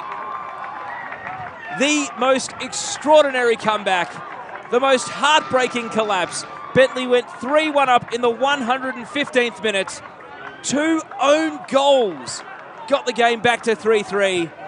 And then Shawnee Germano stepped up, struck a free kick, and put Avondale into their first grand final in the top flight. The rise and rise of this club becomes more remarkable by the second. And it is Avondale 4, Bentleigh Greens 3 at full time. Mark Goshek. I still can't believe it. Truth is stranger than fiction. You really couldn't script it. If this was a movie, remarkable scenes, if this was a movie, you'd be laughed out of the room. Oh, yeah. They'd throw the script at you and say, come on now, no one would believe this. 2 own goals? Well, yeah, a hat-trick to Chris Lucas, a hat-trick of assists to Holmes, a hat-trick of outages, power outages, a brace of own goals, and then a remarkable free kick to seal it all. Just a reminder, tickets are on sale for the NPL Grand Final already. It's going to be Heidelberg United, who won on penalties against Oakley tonight against Avondale. 6:30 p.m, Sunday the 23rd of September at Amy Park. Tell you what, Sydney FC will be watching this. Yeah. They'll be wondering what the hell happened. Yep. And Avondale will go over and celebrate with their fans. A fan base that, thanks to the FFA Cup, thanks to their rise up the divisions, continues to grow. A club whose profile, as Elvis goes somersaulting, continues to grow. Anthony Barbieri and Zoran Markovski hug the players. And this could really make them as a club. I mean, I mentioned before, I think there is a real sort of psychological barrier for these clubs that come close to the top 6, come close to the established clubs in Victorian football who have been there, who have done that, who know how to win these games. And for Avondale to do it against the best of the last few years takes absolute resilience. And to do it in those circumstances as well, it's just remarkable. And it's a night that they're not going to forget for a long time. I don't think any of us are going to forget this one. I mean, the pictures speak for themselves. What a week it's going to be for Avondale as well. Yeah. Sydney FC on Wednesday, and then a grand final on Sunday. 2 very good semi-finals. I mean, well, that's the thing. The other game as well, the drama with the red card, the penalty shootout, great advertisement for NPL football. It's true. And Lewis dare Hall, say it, good advertisement for finals football. Well, absolutely, yeah. Avondale are going to sing the song on the pitch. Let's listen in.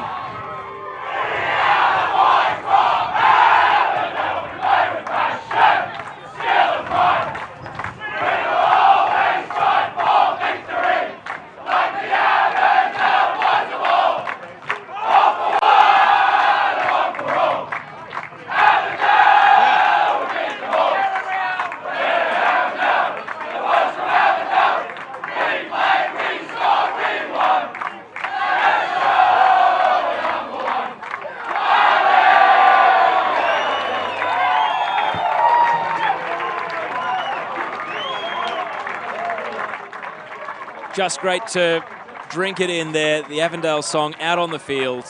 And as we've said a couple of times, the making of a club tonight. So, Mark, who you got on Sunday? Oh, God. Heidelberg, the team of destiny that just keep winning everything. Yeah. Or Avondale, who just literally performed a miracle in front of our eyes. Well, you just wonder if there'd be a bit of a come down next game. Just be a total letdown, but I almost want them to win now, just for something different, I guess. Well, we hope you've enjoyed the coverage tonight. It has been a special, special evening. Heartbreak for the Bentleigh Greens, though. 3-1 up with 5 minutes to go. Let's not forget Avondale.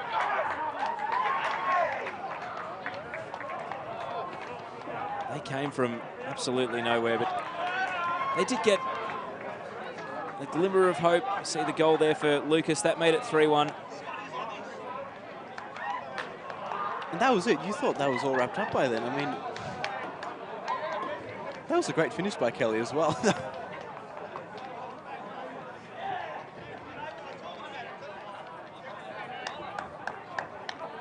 And then here's the second own goal. Just your classic. Man at the near post skim header, left the goalkeeper absolutely stranded. Would have to be one of the most incredible comebacks in Victorian football. And then cometh the moment. Germano left Ryan Scott standing. And another point as well. I mean, they came back against Port Melbourne to win. They did. Shows great resilience. Far less dramatic than true. than last week against Port Melbourne. Nick Tolios, our commentator for the grand final, is here. Actually, chuck the headset on, Tulsi. We'll just get your thoughts on what you've just witnessed. Kingston City coach Nick Tolios to wrap up the broadcast. Tulsi, what the hell just happened? To be honest, I don't know. I've never seen anything like that before. I think both of them were own goals from Bentleigh, but yeah, I think we're all lost for words. I think there was a lot of people that were already leaving, but tell you what an unbelievable finish. I don't think I've ever seen anything like that. Whets the appetite for the grand final, doesn't it? Well, I think Heidelberg got up as well.